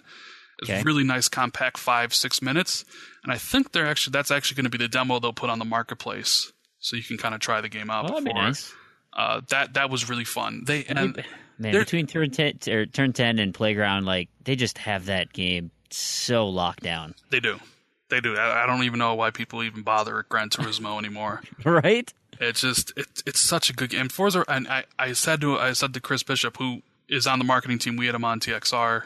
I asked him, I was like, hey, could you please go back to Playground and tell them I don't want to drive in between the championships events anymore. Because if I don't know if you guys played it, like after every event, you had to go and drive to the next one. So I did all 168 events. And that accounted for 60 hours of driving of just to and from. Ugh. So I was like, please, can you take that out of the game? And they said, yeah, it's not there anymore. That they heard the feedback. So that game's really good. You should have the option. This doesn't seem like that hard. Like, you could just fast travel. I know. It's busy work. They just wanted you to extend the game. If you could just... That's true. And then Gears 4 was playable there. Like, at this event, I didn't bother to play it. I did watch the extended demo they showed at E3 on the show floor itself. It looks really good. They were demoing it on a Ultra 4K TV running on a Windows 10 PC, but then side by side with an Xbox One S, and with the HDR, and obviously the 4K one looked better. But I mean, I thought the Xbox One S one with HDR looked comparable. I thought it looked really good. It's nice to hear. Yeah. And let's see what else. So that was Monday night. Like, it was really cool. I met Phil for the first time. We talked to him for 45 minutes, and then we had his PR handler, tap us on the shoulder and say he has to get moving. He can't talk to us any longer because he's got to make the way around the room. But that's how Phil is. Phil loves to talk about like games and stuff. So like, he'll sit there and he'll talk to you, and then like, you need to go talk to important people. Yeah, right. Yeah, make Xbox more money. So, fine. Yeah. So Maka wasn't invited to this event. So he was at like the Ubisoft and the Bethesda conferences. So he met us back at the Galen Center. And as we're like, ready to leave, like Maka, who's, deep in the YouTube culture. He knows a lot about it. Like, I don't know anything about the YouTube culture. He's like, dude, that's Pro Syndicate. I'm like, who the F is Pro Syndicate? He's like got 10 million subs. I'm like, I have no idea who that is. And of course, he's big in the news now for that CS:GO gambling thing. But yep. And then Tuesday was the show floor. Now, neither of you have been to E3. I've never been to E3 until this year.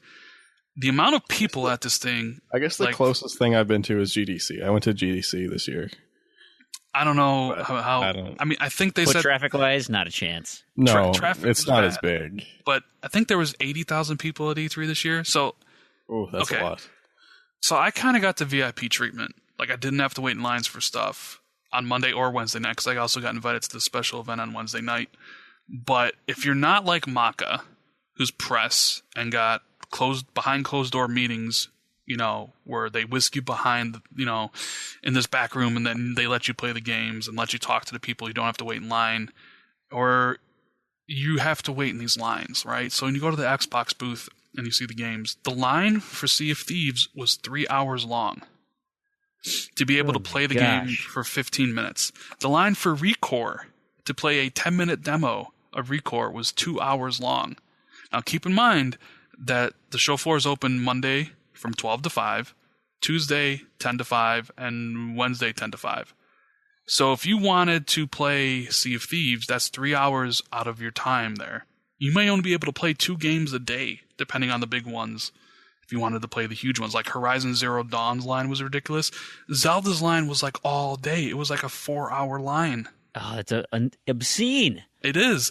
So like going there as a fan, it's great because you're like, I'm in Mecca. Like this is the video, like this is where I want to be. All the games are here. But then like when you realize that like you have to wait a long time to play any of these things, it kind of takes the shine off of it. Sure. So when I was there on the show floor, I didn't bother to play anything because I had that event Monday night and I had the event Wednesday night where I could play whatever I wanted without anybody there. And then like I said, Wednesday night I got to play like Ghost Recon, which I found to be awesome and not a lie engine. That was a lot of fun. To play that. Song of the Deep, which comes out next week, I played that for a little bit. That game was really cool. Very comparable to Ori, in my opinion. Maka kind of agrees. Yeah. That's kind of what the reviews have been saying, too. Yeah, I played Deus Ex Human Revolution. Can't wait for that game. I love Deus Ex. However, the game ran like garbage. Yeah, it had a lot lot of problems, like Bummer. Frame rate problems. Hopefully, when is that one set to come out? It's August? Pretty soon, isn't it? Yeah, August. Yeah. August 20-something, 23rd. I played Below for 5 minutes and took my headphones off and walked away. Uh-oh. Not because it was bad, but because you're just not going to ruin it. It's going to be so awesome. It's just that there was a lot of just wandering around. Okay. In the beginning, I was just like, no, I'm not going to bother. Like, I just walked away. I played Cuphead. I'm of two minds on Cuphead. So they added these platforming levels, which I find tedious and boring. And the boss fights are absolutely amazing. Like, really good. So I'm not sure what to think of that game yet. The platforming stuff, are they like super difficult, like Cloudberry Kingdom type stuff, or are they just kind of just imagine filler? More like Contra. Okay. Kind of ledges on like you got the main road and then above or below, and the enemies just constantly come. I didn't really care for it, but the boss fights were absolutely amazing. You could tell like where most of the dev time went were into the boss fights, and like obviously that animation and the way it looks. What else did I play? Played Final Fantasy 15. I mean, I'm probably still going to get it, but I wasn't really blown away by it, you know? Sure. I mentioned I played ReCore, which is great. Sea of Thieves is great. Forza is great. Scalebound, I was really looking forward to play, and it was supposed to be there because the whole dev team was there, and then it wasn't playable. Well, that's a bummer. Yeah, so I don't know what's up with that game. Well, they're European based, aren't they? I think they're Japanese. Yeah, Japanese based, but they'll probably hit up Gamescom then. Hopefully. I mean, I don't know if Microsoft is really doing anything big for Gamescom this year. It seems like it's going to be all low key stuff. Okay. I'm trying to think, what else did I play? There was a lot of indie games on the floor. Oh, I played We Happy Few, didn't like it because Lie Engine. It's not that trailer doesn't represent what the game is. It's a procedurally generated survival / crafting game. So I guess if you like Ark, you'll love this game. Not for me though. Yeah. Wow. That's just remarkable how. I mean, it is. I absolutely thought it was BioShock. Well, I mean, that section they show in that trailer, you play that section out in the demo. So that's a story beat that's unchangeable. And then after that, you're in the city and it's all just the game. I mean, they said they have other sections like that, like story stuff, like in the game, but like what you're going to probably be doing from minute to minute isn't that. So well, and you know what? If those story pieces are compelling enough, because BioShock does that too, right? There's set pieces that you walk into, and it's it's within the environment that your game is, but those are scripted elements that are really impactful. They're cool, and then you've got some just traveling from here to there, but what that does is just plays up the ambiance and the environments and the characters, with the running kind of audio logs in the background. So I do feel like BioShock is quite linear, though. Like it is. Plus, BioShock is through and through a first-person shooter. Like, it sold itself as a first-person shooter. Like, yeah. I felt like We Happy Few is kind of selling itself as this, like, that trailer at least is selling itself as this Bioshock-esque, Clockwork Orange type of story linear game when it's not that. Mm-hmm. Yeah, because that's exactly what I thought it was. It's like, yeah. You can have a linear procedurally generated game where like Left 4 Dead. Like Left 4 Dead, yeah, technically every time it's different, but really it's the same thing. The enemies just spawn in different places. Like, yeah, that's not, I don't know. I remember that was like a big thing. People talk about, oh, it's different every time. It's like, well, kind of. It's still pretty linear. What game was there I saw and I was just like, I can't believe that new Ghostbusters game was playable. What? Yeah, and I'm like, the devs were just hanging by, like, because they were like, the devs will be there and answer any questions, and like, I don't think the entire time I was there I saw anybody playing that. I was gonna say like, I would have played it ironically because I'm into that. I'm hoping it lives up to the legacy of Ghostbusters games being absolutely terrible. When I was watching it looked pretty bad. Good. Yeah, that's exactly what I was hoping for. I think it's also a $50 title too. So yeah, no, I won't be paying full price. Nobody. No doubt about that. When it hits like $10, I'll be good. So, what's funny though is that like they all like, so they have the TV and they got the headsets hooked up to Xbox and they got the Xbox bolted down, right? But then some of these demo stations have a keyboard underneath the Xbox, and then there's like a cabinet underneath everything. So I saw Sea of Thieves crash, right? Okay. But when it came back up, it certainly didn't come back up to the Xbox One dashboard, I'll tell you that much. Interesting. It said Hewlett-Packard on the boot screen. So they're running it on PCs and just putting an Xbox there for display? Kind of. I mean, I think they said Forza was running on Xbox, but Sea of Thieves was definitely running on a PC, probably the Xbox specs. And a lot of those, I was told a lot of the games at E3 in general are all running on PC to the specs of whatever, like whether it's PlayStation or Xbox. Yeah. Well, when I went to GDC, all the stuff I saw was running on PC too. I mean, they didn't claim it was on an Xbox. Like they didn't have like an Xbox sitting out and then it crashes and boots up to HP. But yeah, I think everything I played there was on a PC. My one buddy was like, I feel betrayed and lied to. I'm like, dude, like, how could you What's new? Like, of course it's on a PC. Because, Sea of Thieves is a cloud server, like, heavy-based game. There's no reason for it to be running on an Xbox at that, because I think everything's done in the cloud or something like that. But I can't wait for that game to come out next year. I mean, how do you guys feel about the whole the Play Anywhere program that they're doing? Yeah, I was gonna ask you the same thing. It's funny because I have in our news section here, and we'll bring it up now. But Paul Thurrott had his article today about the death of Xbox exclusives, and his take on it is no. That's not the end of Xbox exclusives. Stop, freaking out and lighting things on fire. It's actually only bolstering their position as living on with the Xbox brand. For me personally, it never bothered me that PC would share a community with Xbox. Like, to me, we're completely separate entities. A PC gamer is a PC gamer and a console gamer is a console gamer. And of course, then under the whole umbrella of being a gamer in general. And I choose to use consoles. I like the plug and play nature of it, and it's just easy accessibility. But there's no way I'm going to be upset that someone else gets to play a game that oh no, that was meant for me only. That seems ridiculous. I think I have a couple thoughts. I think one, it could potentially really hurt the sales of Xbox consoles, for one. Because now, well, this is before they did the backpedaling.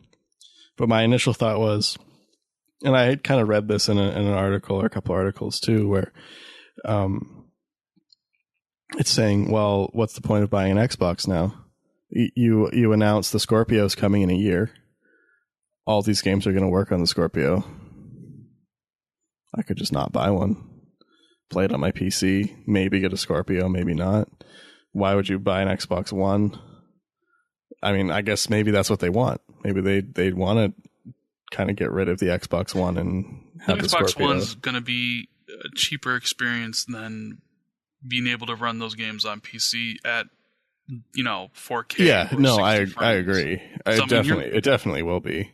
But at the same time, if you, because I don't know, I feel like people would get like a PC and either an Xbox One or a PlayStation for a couple exclusive games that come out for those without that don't come to PC, and then they'll only play those. But at the same time, then I guess Microsoft doesn't care; they can just sell it on PC too. My other thought is, I'm wondering if maybe Microsoft's looking to take a run at Steam. They are. Which, good luck. That's a big hill to climb. I absolutely hate Steam, and I was going to say, you got to be a big supporter of this. But at the same time, they could be just as bad. It's still a lockdown marketplace. I don't know. Here's where I totally disagree with you. I'm not saying they will be. My interpretation of the PC and Xbox is, so I'm going to relate it to a car, right? You do have a car, right, Randy? No, I don't. You don't actually have a car. You've driven one, though. I had a car when I lived in Canada. I don't currently have a car. I will be buying a car in like 2 weeks. Suffice it to say, you'll still understand my analogy. Yes, I understand how car ownership works and stuff. Cars need oil changes, right? It's a relatively easy job, but it's kind of a pain in the butt, and you need the right tools. So I could take it down to the store and pay some dude $25 to take care of it, or I can do it myself and save some money, but it's more work on my part. That's how I envision console is taking it down the street, having someone else take care of it for me. Nice and easy, I just pick it up and I start playing. The PC is more, it takes a little bit more. I might save some money. I might have longer legs in the whole thing, but ultimately it's going to require more knowledge from my standpoint about updating my graphics card, updating my all those things. I do totally agree with that, because and I think that barrier of entry for a lot of even not even casual gamers, but even just people in general saying, that's just too much for me to try to stay on top of. That's actually the exact reason I stopped gaming on PC. I actually tried to get into PC gaming a number of years ago, and I very quick, one, my hatred for Steam, and two, just my kind of hatred for the way devs offload stuff onto modders on PC. And I just got sick of having to fix every game I bought. So you just buy a game, it doesn't work. Well, what do? You have to spend 5 hours trying to figure out how to fix it. This is an exaggeration. But I got really sick of that really quick. And it took maybe 6 months for me to just be like, no, I'm done with this. I'm going to go back to console, because maybe I really like gaming with a keyboard and mouse. I much prefer it, and I really enjoy it. But it's just like, you know what? I'll take the slightly inferior experience to just not have to deal with it, because you plug it in and it works. People buy a console because they just want to plug something into their TV and have it work. Plus, way cheaper than PC gaming. If you want the top-notch PC gaming stuff, you're spending quite a bit of money. I mean, the other thing now too, though, is PC gaming isn't anywhere near as expensive as it used to be. No. Even for like obviously not a top of the line experience. Yeah, but if you're gonna want to run Forza Horizon 3 at 4K and 60 frames per second, that's going to be expensive. Yes, but you can get like an equivalent or better look to your Xbox One, or at the time your Xbox. I mean, maybe not at the time, but like just now, say your Xbox One for probably the same price as an Xbox One, excluding your monitor or whatever. But yeah, like it's really amazing how much the price has come down. But I mean, you still have to maintain it. I think of all the extracurricular things that go into it. So let's, for me, right, family. I've got a wife, and so when it comes to having a house that I get to decorate, I don't get a choice. So where am I going to put a gaming PC unless I have a special gaming room or I'm sequestered in the basement somewhere? Whereas my console, I can tuck in the little entertainment cabinet, and I get to use the big giant TV. In just looks like a VCR. Plus, I mean, right. This is all consumer friendly. The ability to buy a digital copy on PC or Xbox and get the copy on the other, vice versa, is great, because you could be in a situation, Freem, where you just said you're playing, you're playing on your TV or whatever, and you're playing Forza 3, and you're almost ready with that, championship. But your wife and kids want to watch Netflix.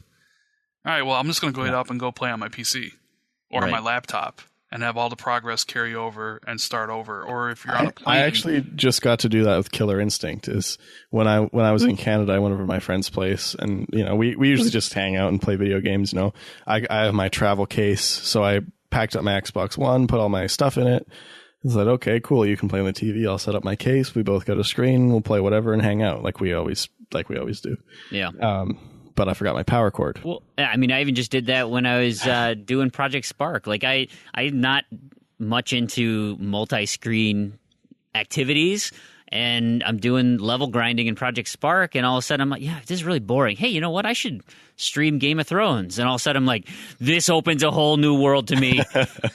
Oh yeah, TV on my lap and video games in front of me. This is amazing. But I forgot my power cord from my Xbox One, so I'm like, okay, whatever. So he doesn't have an Xbox One. He's got a PS4. So we were playing Rocket League for a bit. And I'm like, oh hey, I was like, does your computer have Windows 10? He's like, yeah. He's got a like high end gaming computer too. So I'm like, well, I got my Xbox One controller. Like, hey, I'll just download Killer Instinct on your computer. I'll play that. So I did, and then all my characters were there. All my settings were there. I mean, it took like 2 hours to download it because it's huge. But we played Rocket League and went out for lunch and came back, and it's good to go. So I did like that, but the collector in me says, this is bad. Just get some stickers. This is bad because this is even more pressure to get away from discs. God, digital's so good though. Mm-hmm. You notice how all this good stuff is with the digital copy only. Yeah, I mean, it's not going to persuade me. I'm still buying discs, but for me personally, like, I don't care. I'm with Freem. Like, I'm still going to play on my Xbox. I don't care. No, and I know a lot of people don't care, but this is just me as a collector, and as a collector, and how much enjoyment I get out of collecting, I think it's going to be a shame when discs disappear and future people can't collect old games anymore. I don't think they'll ever disappear. Look at what the movie industry does right now. You have the digital version that comes out a month before the physical stuff. I could see games adopting something similar to that. What they already are, kind of like. But look at PC. I always compare it to PC. Forever, though. Yeah, because you can still get the discs, except the discs aren't even discs anymore. It's just a box with a code in it. Mm-hmm. Which is like, well, that's not fun. That's not fun to collect. Yeah, but those discs aren't going to last either. Yeah, I mean, they're plastic. They've got some longevity to them, but those are okay. Well, they're going to last like. Well, don't scratch it. Even you can't really scratch a Blu-ray. It's pretty tough. I'd find a way. But I mean, you even look at like NES cartridges. Like those are still going, and those are flash memory. Flash memory does not have a long life. I don't think. I think flash is bad, right? I don't know. Somebody will correct me because we say stuff all the time. Somebody correct me if that's wrong, but they're flash and they're still working. I mean, the batteries die, but you can change those. I don't know. The other thing too is just the physical media itself. Even if it doesn't work anymore, it can be preserved. So you can dump that ROM off that cartridge and play it on a computer forever. You could. Yeah. You can't do that with digital stuff. Let's stick with hardware, Rand. What do you think about just the whole shortening of the life cycle of these generations? How do you feel about the S versus Scorpio? I mean, we're going to have an ecosystem where there's going to be 4 versions of Xbox out. Now, granted, you got 360, One, S, and Scorpio, even though S is technically just a 1.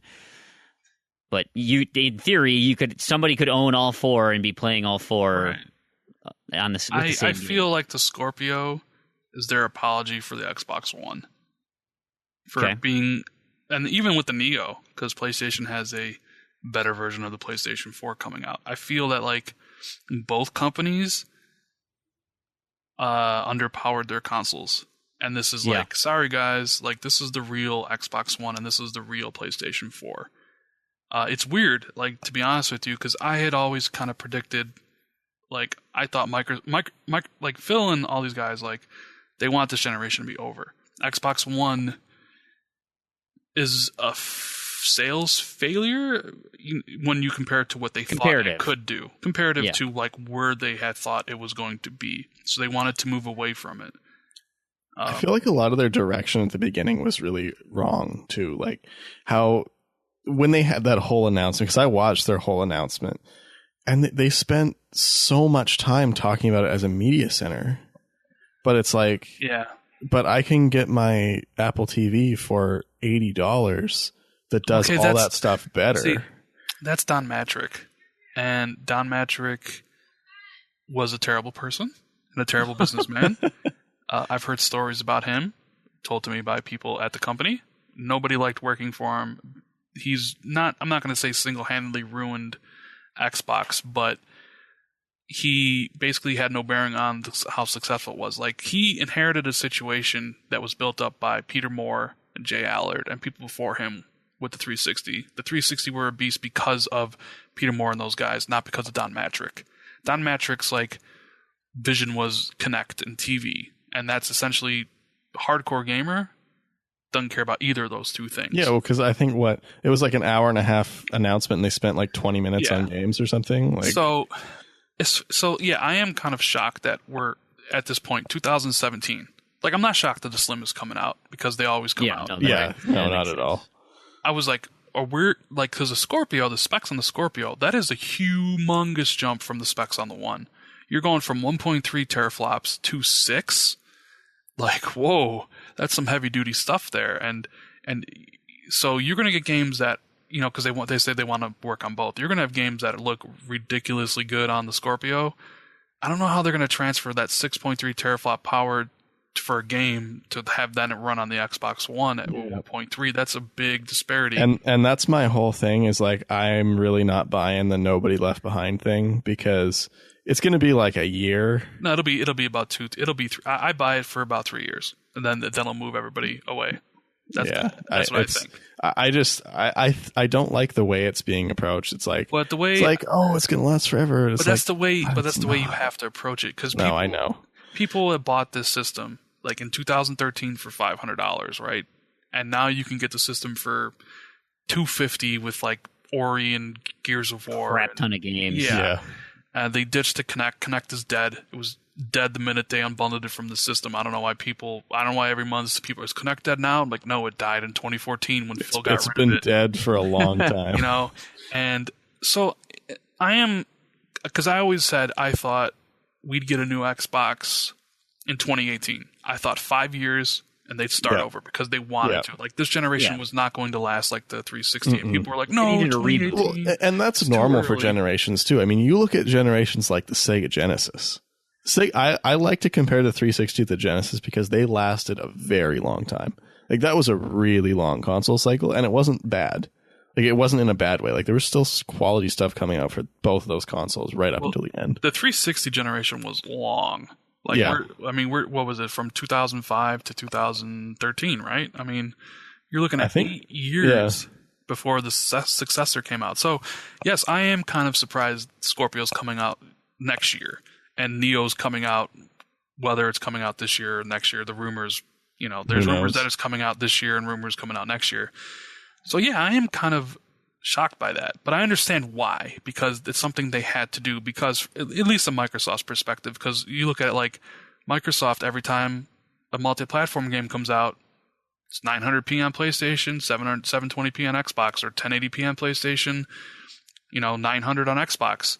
Every multi-platform game pretty much runs better on PlayStation, and Microsoft has gotten destroyed by the media and fanboys alike for that. So they needed to address that situation, and that's what the Scorpio is. It's a system that is going to be the most powerful, so they can get that power crown back. So at least they can control, like, we know now that the third-party games are going to either be the best on Xbox or comparable or the exact same on PlayStation. Absolutely. As for announcing it a year ahead of time, risky. It's a bold strategy. We'll see how it plays out, Cotton. You know, like, I don't know. I think it's something they had to do because Microsoft needed to get its swagger back. A counterpunch. Like they needed. Because they don't have any. I mean, it's their answer to VR too, right? Well, yeah, because you'd assume Oculus would work out of the box with this. Much better answer to VR than Sony's. And I don't think Microsoft wants to do VR, their own VR. They got HoloLens whenever that thing comes out 4 years from now. And they shouldn't. They shouldn't do VR because there's too many people doing it already. Yep. And Sony shouldn't be doing it either. But I think they're going to shoot themselves in the foot with that. As for the S, I What's kind of want one, but I don't want one because, like, I look at it like this. Like, I'm very frugal when it comes to a lot of stuff. So I look at it like, yeah, the S looks really cool. And it's white, and the new controller looks nice. And, but I'm like, Scorpio's coming out next year. I just think it was funny. They're like, here's the Xbox One S, and here's the reason not to buy it. Well, I've been told by, the different demographics and people who buy the S aren't the same people who buy the Scorpio, and I get that because Scorpio, my conversations with the people at Xbox it's going to be a premium product. Yeah. So you're probably talking minimum probably $500, maybe $600. That was kind of my guess, was like $500 entry point. The S is going to be $300. It's a great. I mean, if you're looking for physical Blu-ray stuff, and it's got a 4K Blu-ray player, like those on the market right now don't go less than what, $400. So you get the best 4K Blu-ray. Yeah, that's player. true. It could do. It could pull a PS3. Yeah, be cheaper than a Blu-ray player. PS3. Absolutely. So, but like I was talking to somebody and they asked me like, "Are you going to get the S?" And I'm like, "I don't know. Let me ask your opinion. Like, do I get the S?" And they're like, "Do you have a 4K TV?" And I said, "No." They're like, "Don't get it. Wait for the Scorpio." I was told by 4 different people not to bother. Just wait for the Scorpio. Yeah, I mean the only other thing that I would consider is if I traveled a lot. Yes. And wanted the smaller, easier to just take around with me. But I don't. I am a homebody. Now, with that said, though, thinking about it, if it's $300 for the 500 gigabyte one, you could probably. I still have my 360 and my original Xbox One. I can get $150 trade in for those two. So then I could get the S for $150. Yeah. Now, when I trade in the S for the Scorpio, I could probably at least get $150 for it, which means I essentially, got my money back or whatever. And I heard rumblings that there is going to be a trade-in program for the Scorpio. Well, I'm glad you brought that up because Dave McCarthy of Xbox Services Manager told the Daily Star just that. Yeah, I'll read his quote here. He says, "We want to make the transition as smooth as possible. Some of our retail partners today do trade-in programs, and that's definitely going to be partnerships we continue to move going forward. We'll try partnerships with our retail partners to smooth it even more with trade-in programs and things like that."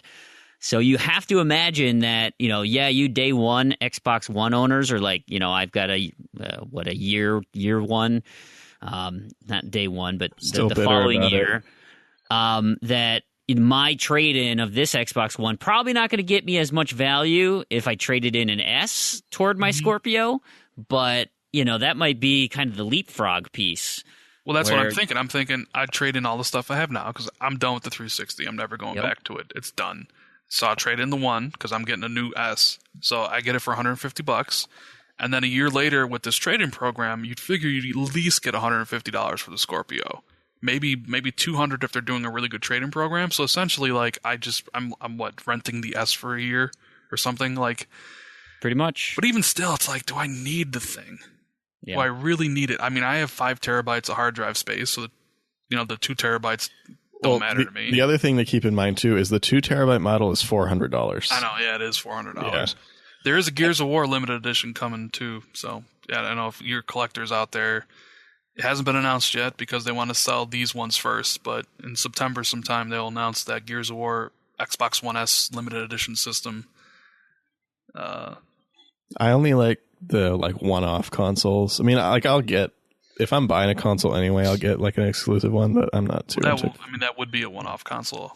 No, I mean like ones that are just one. Like there's only one. Oh, like there's only one period? Yeah. Oh, wow. Yeah. I don't have any. I just like them.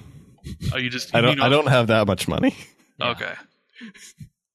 One day. Hey, okay, so all of that aside, that was fantastic conversation, but we have completely derailed the show. That's what happens when I get on shows. They get derailed. It is, right? You just start talking, you have a good time with it. So I'm glad we had that opportunity, and I'm sure we'll have further discussions on some other things. But let's circle back, just get a quick recap on some of the events that have been going on in the gaming community. Leapfrog at TA. Did you partake in this at all, Rand? I've never.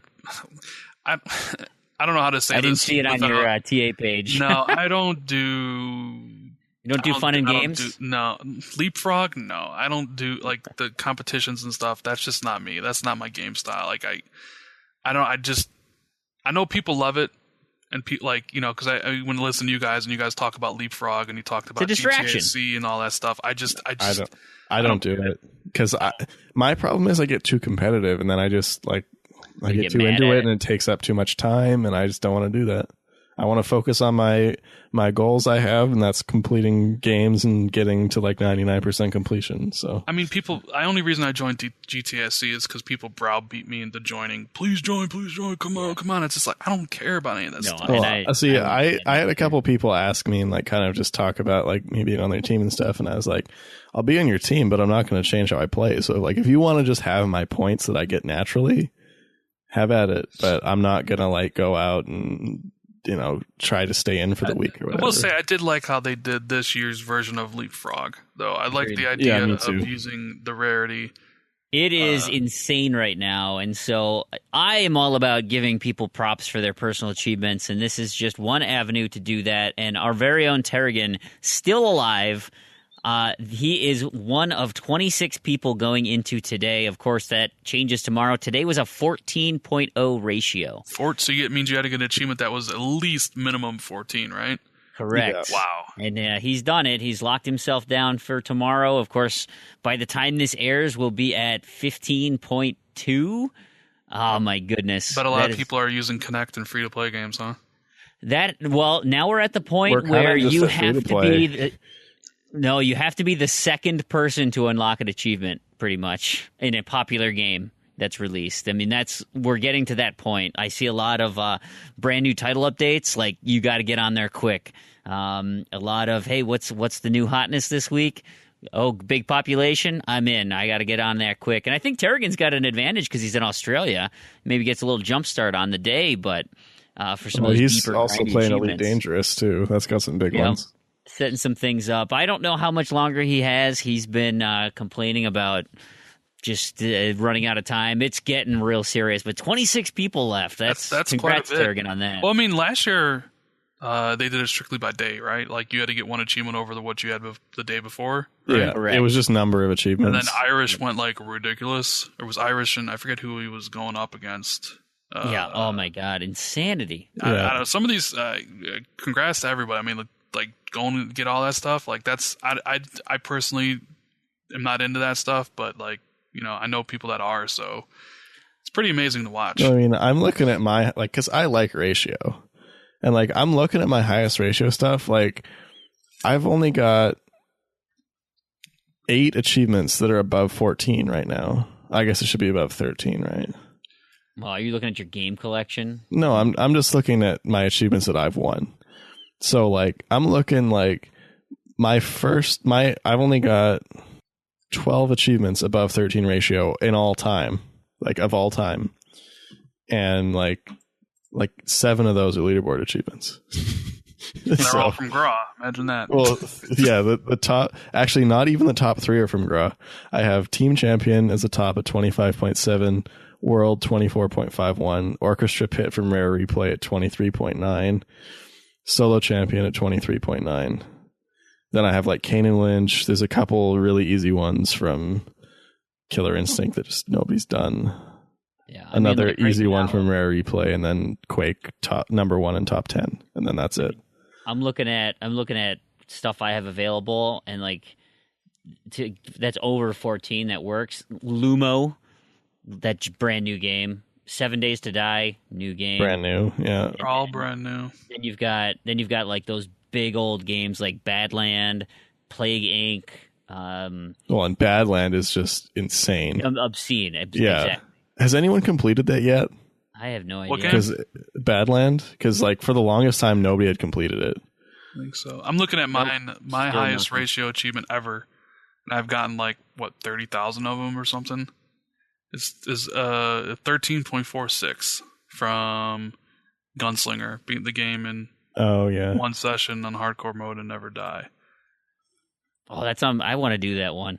It's actually not as hard as you would think. It's the time is the hard thing for me. Yeah, no, that was my thing too. Well, and the space. I've never had space, but now my new place in New York. Well, you could play tons of space. You could play Gunstringer sitting down. That's how I played it. No, I know. It's just like none of my houses like had that like enough space. Like so, I'd be like right up against it because like I could move furniture around and stuff, but it was just like so much effort to do that. So Freem, if you had to guess where everybody's going to croak out at, what ratio would it be? 17, 18, 16? I would say this thing, so as of today, right, there's 26 going in. 23 of them have locked down for today. There's 3 people in jeopardy. Looking at the trend, we've been losing 2 or 3 people a day. I think once you get to the top 10, I think that'll trickle down to 1, maybe 0 a day. And then I think there'll come a point where, like, just with the lull in games, and there's not going to be enough of a lull, so it'll keep bleeding out just enough. But I think this thing is done. Let's go with July. See, today's the 9th as of recording. July 21st. Yeah, there's. I'm thinking it's going to be a 15 ratio. Next week is going to be insane. I think there's going to be 14 games coming out next week, all indie. Ooh. Yeah, that's a lot of new games with a lot. Oh yeah, there's a lot of new games. So I'm just thinking though, like based on just the rarity of like even a 13 ratio, like you're gonna run out. You got to think it's all about timing because the people have survived that's far, true. Like today, somebody got a 53er, right? Because that hasn't recalculated. A 53? Yeah. What achievement was it? I'll click on it right now and let you know. Because that's pretty high ratio. It's probably something new, and they're the first person or whatever. Yeah. So LFC John got, and it was in Pool. Oh, it was a Pool Nation FX one. That's a free game, so a lot of people. Ball Championship. It's a free game that a lot of people never went back to. No, it was also a free game for 3 months, I believe. That's true. It was. It was along there for a long time. A lot of people hitting up 7 Days to Die right now because there's some deep achievements in there that are. And the thing with 7 Days to Die too is like if you've got someone to boost it with, like you could realistically sit down and do that 2,500 kills in a sitting. Like kill 2,500 other players. I mean, it's going to take you like 6 or 8 hours.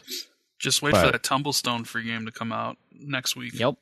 Brand new. People are going to hit that up right away. But like you said, you got to be number 2. You got to be the second person. Otherwise, you'll get the 1.0. Yeah. Oh, that's right. Because if you're the first person, it doesn't calculate it right away. It gives you the 1.0. And yep. That sucks. So it's all about timing. Yeah.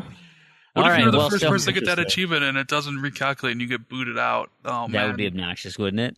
And like you had someone leapfrog you with the same achievement, only they got the ratio and you didn't. And you didn't. Oh. Anyway, so leapfrogs, in fact, keep it up, Terrigan. I hope to continue to praise you next week. We'll see if that happens. Of course, we're wrapping up Bean Dives this week. A lot of popular. I need to finish my Bean Dive. A lot of popularity this week. I actually dived 5 games. I wanted to do one just as the I'm here so I don't get fined, kind of get my badge thing.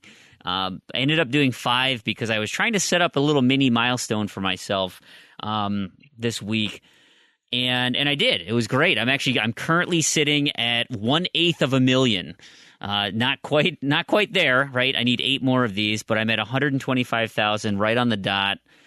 which required me to do a couple of those 1 or 2 point achievements. So Gun World 2, right? Press start. That was the nice and easy. Polychromatic. Start a game, get killed right away. That's a 2-pointer and a 1-pointer. Help balance it out. But the big things I did this week: Project Spark. Finally got it done. Nice. Got to level 50. I can dust my hands off and get that thing off my plate. I am so glad to be done with it. I don't have to deal with server issues. I don't have to deal with not working anymore. And I caught up on 4 episodes of Game of Thrones. So I'm feeling really good about myself on that one. And then the other 3 things I've been doing to set up the last challenge, the last bit here, I needed 200 points on the dot. I thought, the easiest way to get 200 points is just complete 1 episode of a Telltale game. And so I went and did Tales from the Borderlands, which I never went back to. And so I did episode 1. And first thing that stood out to me, I didn't experience any jank in this one, the Telltale jank, which I am so appreciative of. Yeah, I was shocked. I got that a lot in Michonne. In Michonne, you did? Okay. Yeah. Well, you picked the right game, Freem, because Telltale, the Borderlands games is the best thing they've ever done. It is. And, so voice acting, brilliant. It is just fantastic. The characters are awesome. The music, I just love it so far. And the story, the dual stories going on right now, how they play against each other, brilliant mechanic on telling this story. I am so excited. You need to finish that, man. I'm telling you, I played them all. I was tired of getting down on their whole formula. Yep. Played that, and it's that's in my opinion. It can work. It works. Just you got to do it right. And so then you play Game of Thrones, and it's oh my god, how terrible is this? That one was bad. Yeah, and the Michonne was bad too, but at least Michonne was 40 minutes an episode, so it wasn't that bad. You're just playing out the string on those. Yeah. So I'm excited, and I actually have a window after my Playing Zed challenge takes up. So Spanky and Spronkle and I still going at BioShock. He's so focused on his bean dive, he has not picked up the mantle, but that's why I spread this out over 2 weeks. So I have 1 more week to finish BioShock's single-player campaign. No spoilers, but I have completed, the second boss, if you want to call it a boss. I try to say where I am without spoiling anything. Anyway, clicking right along. I'm about probably 40% through the game, I think. Boy, it's fantastic. I really enjoy this. You haven't even got to the good bits yet. No, and that's just it. It's I know something happens at the end. I mean, because everyone's talked about end, how did it not get ruined for you? And I'm it hasn't. It's not even the end. I would say it's 60% in. It's it's the middle. It's a little bit past the middle, so you're probably getting close. I'm getting close then. Okay. I mean, there's some cool things that just happened. I'm excited about, but I'm still in that point of all right, I don't really know who and what's going on here. Let's just see where this thing plays out. I've got a couple characters that I'm interested in. Anyway, I just have to put it out there. I think Andrew Ryan is one of the best characters ever. He's just a great character. Well, I love the art style with their little face that pops up in the little old timey photo, and you're that just plays into the ambiance. It's my favorite game from the 360. That game defined the entire generation for me. And Are you gonna do the remaster for the stack? I do. Yes, but the problem is it comes out at the exact wrong. If you're gonna do a remaster or anything please put that out during the summer months when no game comes find out. A hole. It's literally coming out the same day as ReCore, and then Forza's out, and it's $60. What's up with that? Yeah, so I'm not gonna get it right away, because I want to play new stuff. And also I will play it sometime next year when it drops down to the price it should be, probably 30-ish. I'm a big BioShock fan, and I've spent way too much money securing stacks. So I go 40, but it's 60 is way too much. Yeah. It's just simply, especially because BioShock 2 doesn't have multiplayer either. I paid $150 to play BioShock 1 2 weeks early. 2 weeks early. I remember they sold them at Kmart 2 weeks early. I paid a buddy of mine $150 to play it 2 weeks early. And my mind was completely blown because I got to play it before reviews were out. So I didn't know anything about the game. And I that just would be a had my great mind experience. blown. And then like you can tell people, and they're like, no, don't ruin it. Like, see, I didn't play it right when it came out either. I got it. I got it when it was pretty new, but I didn't actually get it right away. And then I revisited it, and I was like, man, this is good. It's one like, of those I was games missing out. Where you don't get spoiled. Like Inside, don't spoil yourself on the experience. No. Yeah. No, I would. Well, and that was like when Infinite came out. I was so excited for Infinite. I actually bought it twice on release day. I have a sealed Songbird edition, and then I have a collector's edition that I opened.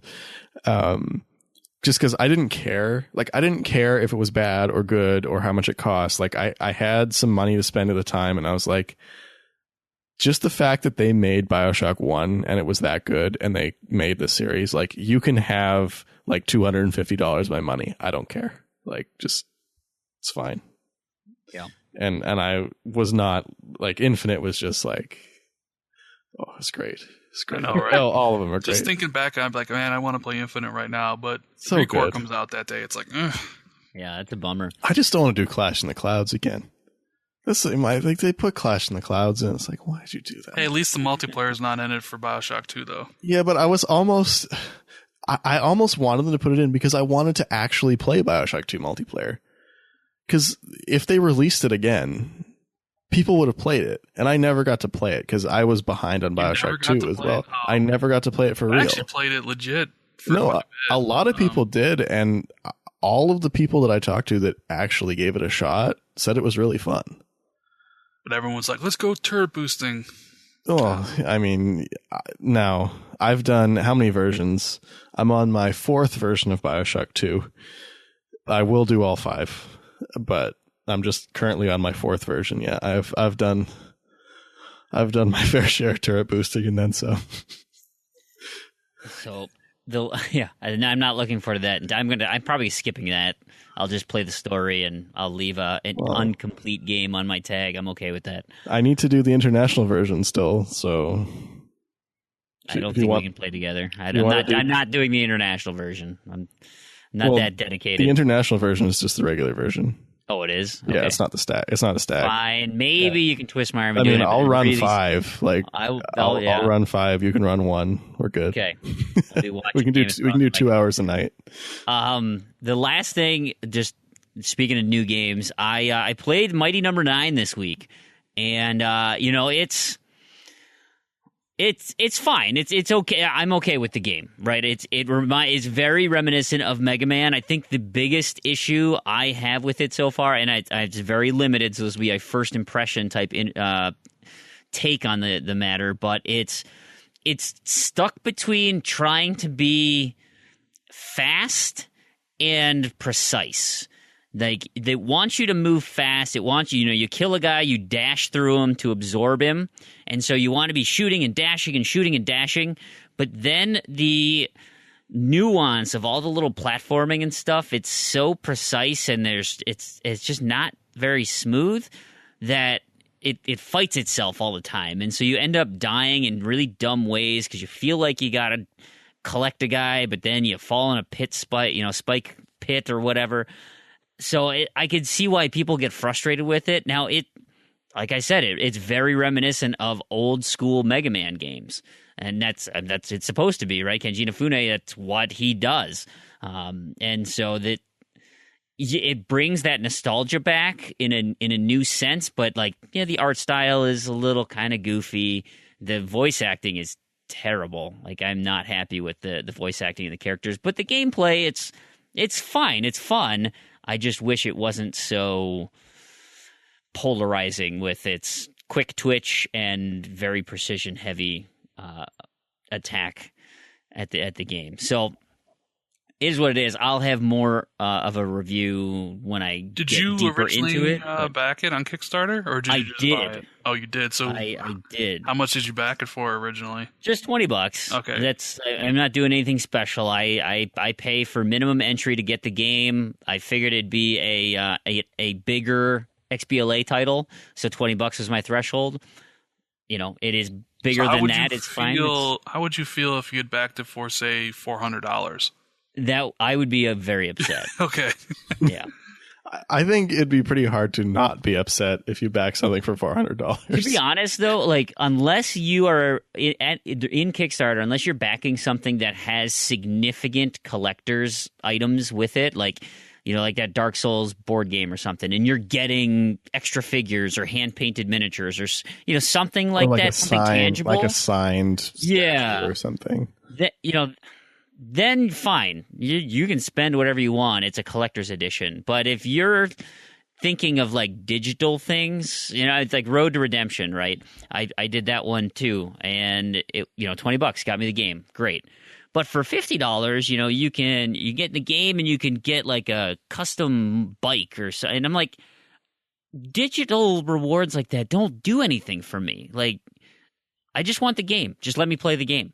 I don't want, a fancy mud flaps on a car. Like, yeah, but Freem, for only $10,000, you can have Skype chat with the devs for an hour. Yeah, the only other one would have been that zombie survival shelter for Dying Light or whatever, that for like $10,000. That System Shock Kickstarter looks pretty good. The remastered doing for that one. Yeah, do you back any Kickstarters, Rand? No, I've never backed one.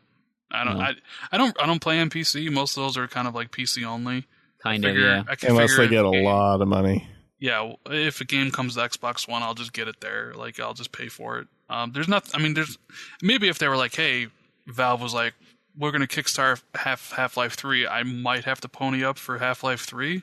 But then you'd wonder, why is Valve kickstarting Half-Life 3? Like, that's just them being greedier than usual. Like, that's a Shenmue thing right there. Yeah, that is pretty much. But I keep abreast of some of it, but like I don't really I don't back it. I'll just get it if it comes to the one. Like that Monochroma game I played recently.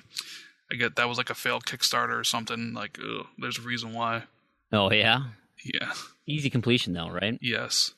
That's good. It's got that going for it. Do you have any gaming highlights this week? I assume now that you don't have to worry about tailoring your score to not break 1 million, you can actually game for fun. Yeah. Do you get to do any of that? Game for fun. I play Rainbow Six Siege every single night. What's fun? For like the past 3 months. I love that game. That's fascinating. Well, yeah, I gotta me, Maka, a couple other people. We play that game every night. I have a blast playing it. Play it 3 to 4 hours. I think when we were talking about this and DMing back and forth, I told you I was finding it hard to get back into how I used to play. Yeah. And I'm not sure what that is. Like, I have plenty of games to play. Like, I bought Mirror's Edge when it came out. Didn't really play it because I couldn't. I bought Doom when it came out. And I want to play those games. I really like Doom. It kind of comes in cycles. Yeah. I get that too, right? You just kind of get worn down by it, and then all of a sudden there's just something, one random thing. Inside came out, and I played it 3 times now. I love that game. Did you? Oh, yeah, wow. I love that game. So I played Inside. I played Monochroma, which is Limbo-like. Achievement tip, if you're going to get all the collectibles, make sure you do it in one sitting without turning the game off. Good or else call. the achievement won't unlock. So it has the same issue as in between. In between, yeah. Yeah, so like I had to do chapter select to get them all, but it was just like, can't I just be done with this game? Because when I got the last one that didn't unlock, I'm like, I really don't want to have to replay this game. But so doing it like that, it works. Great. Other like games, man, the Rainbow Six I play all the time. I played Overwatch quite a bit, although I haven't played it recently.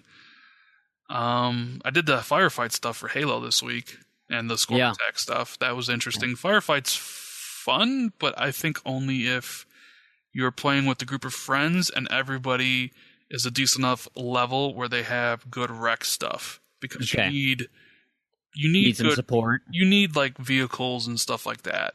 Sure. If you're just getting into Halo 5 now, you're not going to have fun in Firefight because you don't have the good stuff to call. You don't have the tanks and the mantises and the banshees and the rates to call out. So, and the score attack stuff was just way too easy. Like I think we got all the achievements in that in like 8 minutes, which was kind of ridiculous.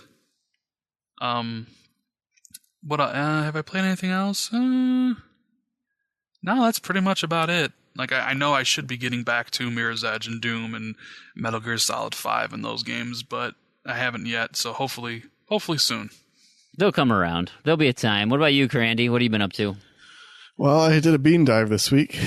Dive 2 games. Completed already? I'm just about to push the button. I'll push the button after I'm done talking about it. But had a pretty crazy one. Start percentage 80.02. Current percentage 80.13. Current dive percentage -10. I started and completed 2 Windows Phone games. Good Those for you. were Splinter Cell Conviction and Doodle God on Windows Phone. Both are delisted, and I figured I should get them done. Spirit of the contest. Attaboy. Splinter Cell was actually really fun. I was expecting it to suck, and I really enjoyed it. I mean, there were a couple annoying bits, but like for a third-person shooter on a Windows Phone, it's pretty fun. And it was only like a 6-hour completion or something. Nice. Doodle God was kind of fun too, but it got tedious by the end. Yeah. So I'll finish up my dive and then go into the other stuff I've played. I haven't played a whole lot this week. Oh, I finally finished Lode Runner Classic on Windows Phone as well. I think that's been on my tag for like 2 years now. Finally finished that. Cleaning up all the old garbage. Yeah, I went back to Tomb Raider after our challenge. I didn't finish it, so I finished up the last of the achievements I can get this playthrough. So now I'm at 49 of 50, and I have to restart for that last 5 points. Oh, is that the conversation one? The conversation one that's going to take like 6 hours, which sucks. Since the last podcast, I finished Barbie Puppy Rescue. Excellent game. I've got a whole Good Shovelware cemetery on that for the future when we... I've got a bunch of notes. I just have to record it. But you love picking the ticks off those dogs, didn't you? Oh, so much fun! Like so much fun. I finished Doom as well. Really enjoyed Doom. I mean, I've got a couple beefs with it, but for a AAA kind of mainstreamish game, I'm pretty happy with it. Are there multiplayer achievements in that? Yeah, they took me 3 matches. Yeah, they're very. Oh, yeah. Awesome. The problem with that is the DLC is all multiplayer. Yeah, so. I'm dreading that season pass because I refuse to pay full price for it. I will not touch it until it goes on sale because it's just absurd. Will they add achievements to it? I don't know. That's what I'm wondering. I'm hoping not. I'm really hoping not. But I think the fact that they only make you go to level 5 in the base game, probably going to add achievements. Yeah, I can see it. But see, I'm kind of split on that. I was hoping they'd have like a level 50 or something, so I'd have an excuse to really enjoy the multiplayer because I really like the multiplayer. But is pretty good. It's a real arena shooter. Yeah, it is really an arena shooter at its core, and I love that about it. Like and there's no pay to win. There's no bonus packs. There's no, I guess there's kind of leveling up, but not really. Like you start off with all the stuff you need. It was great. I loved it. And I think that was it. Yeah, I haven't been playing too much because I have been traveling, which is all the Windows Phone. I did all that on the train, and I've just been getting ready to move, which is taking up a lot of my time. I bet. Well, you know what? We can move into some just quick listener feedback. Not much out there, but I wanted to give a shout out to Forced to Change. Sent Spazpole a message, said he enjoyed the podcast. Just want to give a quick shout out to you. Thanks for reaching out. I hope you enjoyed it, and I hope you got your shout out and enjoyed that as well. Couple of friend feed items that Big L was excited that Spazpole wasn't on again. Since Damien has made a few return trips, he was happy to hear that Randall Thor is on. But he also wants to know who the hell is JJ Thomas. Of course, Grammar Police in full effect are the Internet Accuracy Police, because he busted the nighty just a little bit earlier on my stream for using the word "a lot" as one word. That's Big L in a nutshell. There wasn't Big L the one who said I'm positive I listened to a previous podcast where he was on, and he said that he couldn't relate to anybody that has a million gamer score or something. Yeah, I think so. That sounds like Big L.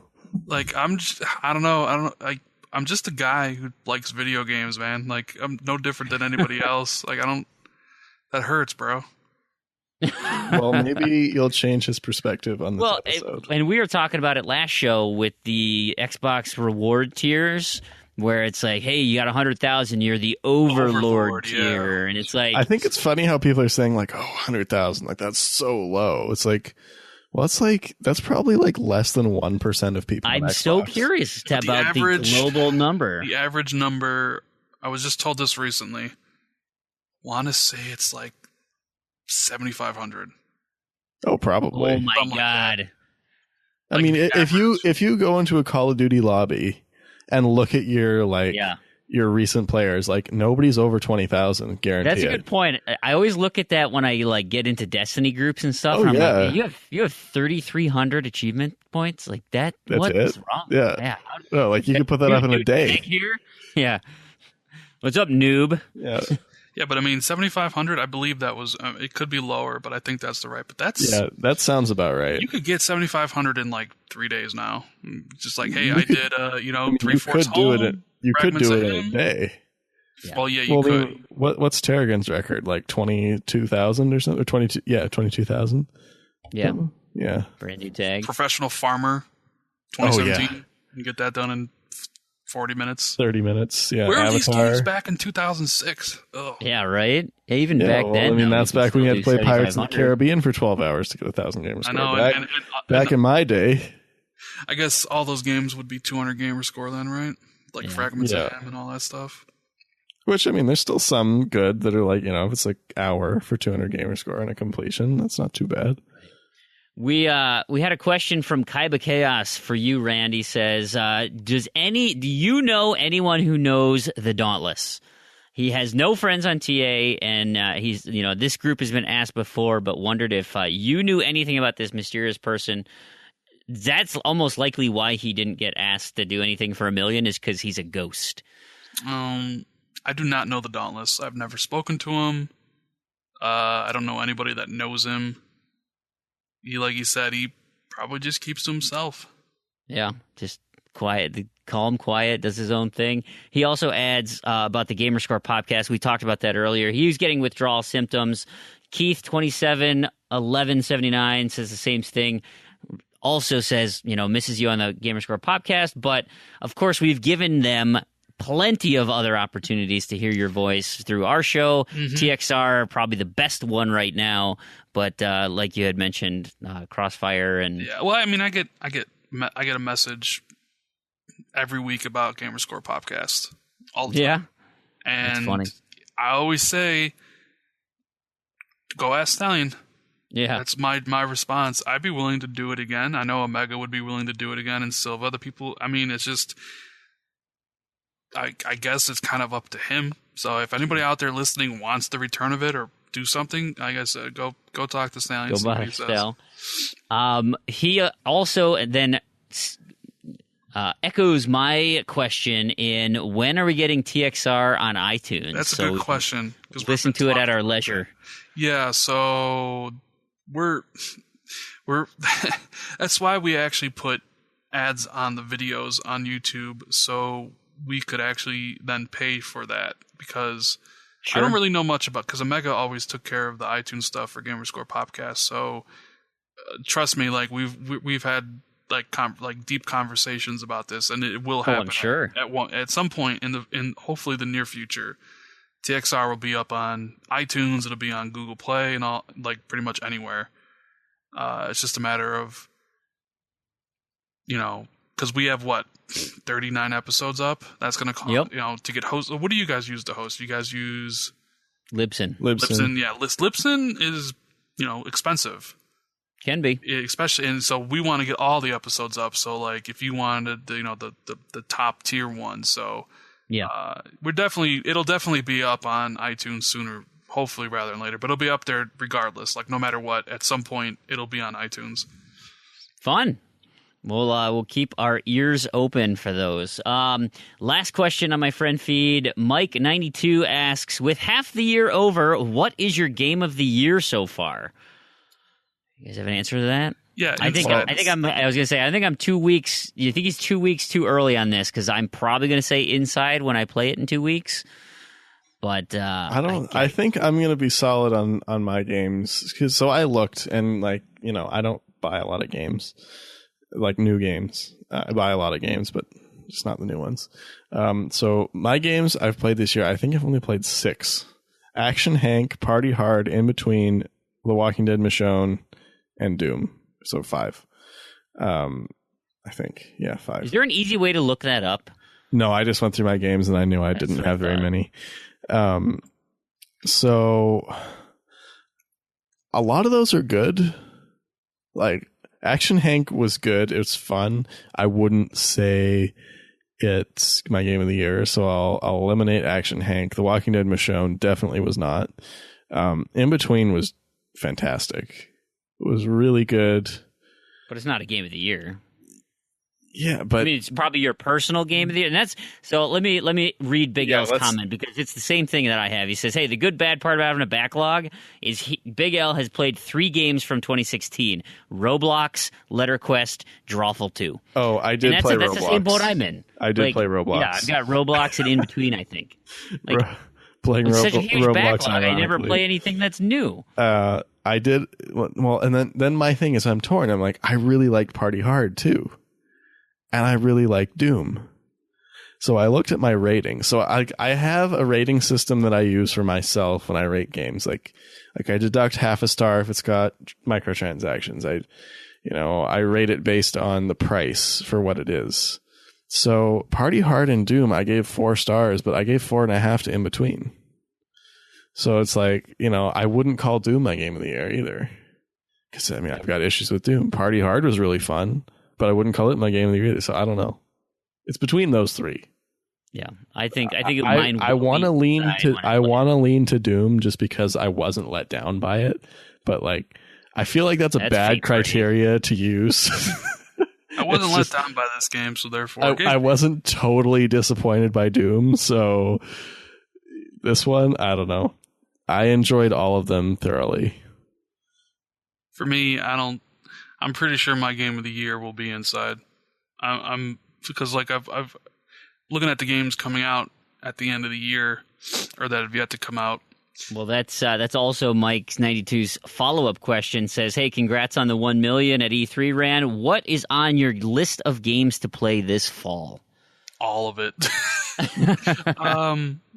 My most anticipated has always been Deus Ex, Mankind Divided. I absolutely adored the last one. So that has been on my number 1 spot to play. Forza Horizon 3 is right there for number 2. That game, when I played at E3, is amazing, and I love Forza Horizon 1 and Forza Horizon 2, so this would be just the same. And as far as, after that, picking another game, ReCore's fun, but I don't think it's, I need to play, immediately, but even though I'm going to, I would probably say, let's see, South Park.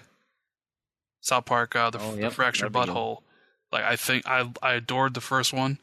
So that one for me is going to be I already have that game pre-ordered. No, I think you mistook. It's the Fractured Butthole.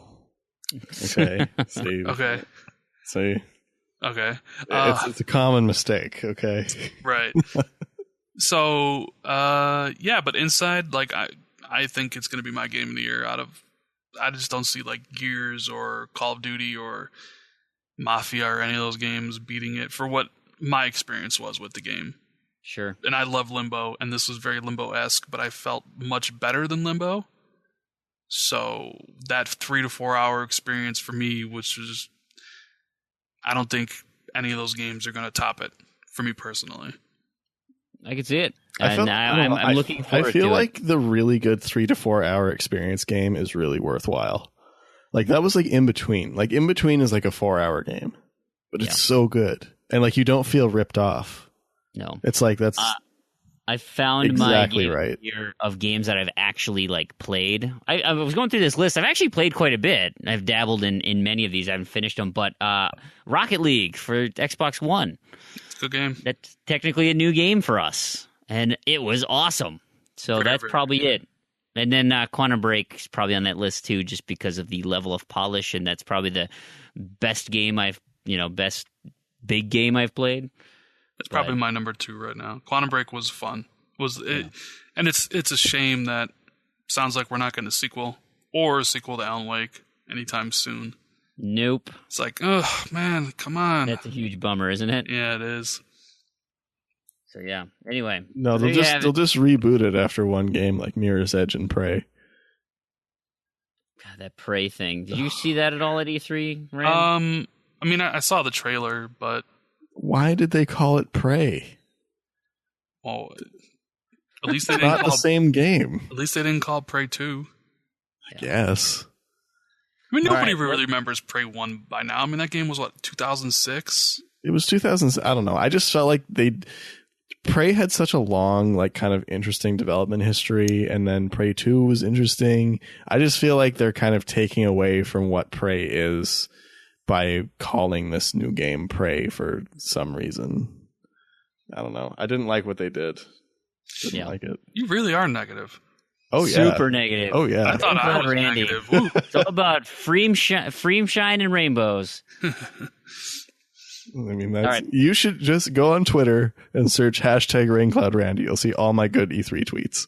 All right, well, let's move into some news proper. I'm sure, Rand. It's weird saying Rand because I've got Randy and Rand, and so I'm throwing it out to both of you.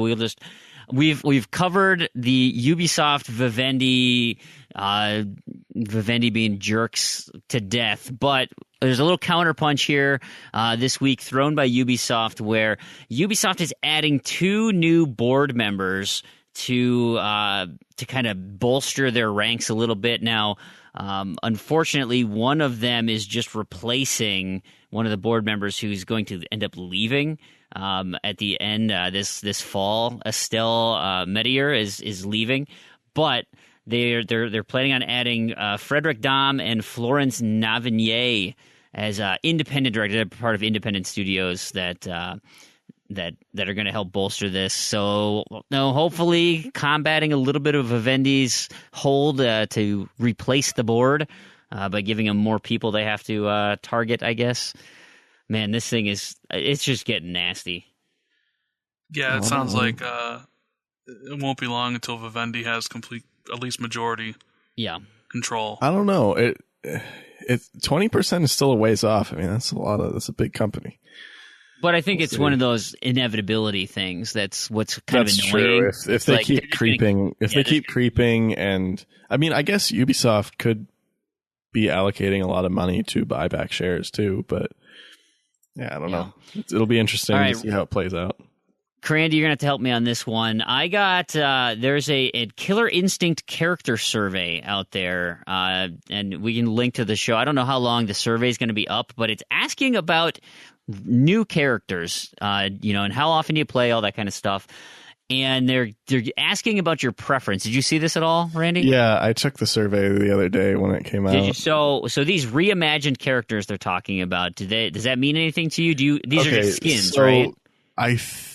No, I don't think so. I think they're kind of like Shadow Jago, where they're sort of a skin, but they're going to be a new character. So Shadow Jago started out as just being a skin for Jago, and he had the same moveset, but Shadow Jago was in the game as a boss that had a different moveset. So then later they came out with Shadow Jago with a moveset that's different from Jago, inspired by the boss Shadow Jago, but still different. So I don't know. I'm not sure. They could be skins, but the fact that Shadow Orchid is in there makes me think that they're not. So because they say Sharkman and then in parentheses TJ. Yeah, right? so that's just I assume they're using the TJ model. Yeah, it's going to be skin. Like a similar moveset with some variation. Yeah, that's what I'm thinking too. And a new character. I don't know what Sharkman is. Cinder pre-transformation makes sense. That's in the universe. That's Cinder before he turned into a fireman. Yeah. Aghanos and Broccoli Man. I don't know. Well, Aghanos is that new character that he is new, isn't he? He was on sale season 2. So he was on sale this week. So I just assume he's just the same looking dude, only he's a tree. Well, because he's a golem. So he's like rocks with kind of like So now he's a tree. Didn't the survey also talk about Joanna Dark and stuff? Yeah, so we're getting to that. New characters. Yeah, they had Crackdown Agent Eagle, which is Thunder's brother. Idol, which was a boss from Killer Instinct 1. Magic Archer, no idea.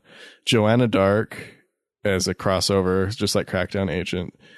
Wendigo, don't know who that is. Halo Brute, another crossover. Lovecraftian. Don't know who that is. And Jin. I'm wondering if Wendigo, Lovecraftian, and Jin are just kind of concepts. Like that's what I was thinking, and that's kind of how I voted on them. Yeah, would you like a feral type, werewolf type creature, a Wendigo? But there's already Saberwolf. Yeah, that's and so. Well, and I'm not 100% sure on my Wendigo mythology, but and then of course Lovecraftian. You've got you think of Bloodborne, that type of creature, tentacles, right? It's Cthulhu, whatever. And then a Jinn, right? Some type of genie. Yeah. Which I mean, they all sound kind of cool. I mean, I'm really over the crossovers. I think they're doing it way too much.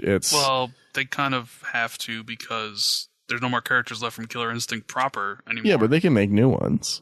Well, they can make new characters. Yeah, but I mean, does it really matter if it's Joanna Dark or some new person they made up? Right. That's why I just don't think it should be like 50-50. That's my thing. Is like, well, this season was so you had Rash, you had Arbiter, Rom. So you had three characters that were crossover out of 8. I guess so. Well, one's still not out yet. Right. I'm assuming that one's probably new. Yeah, and I'm guessing it's not Idol because everyone thought it was going to be Idol. That's the only one that's not there now. Yeah.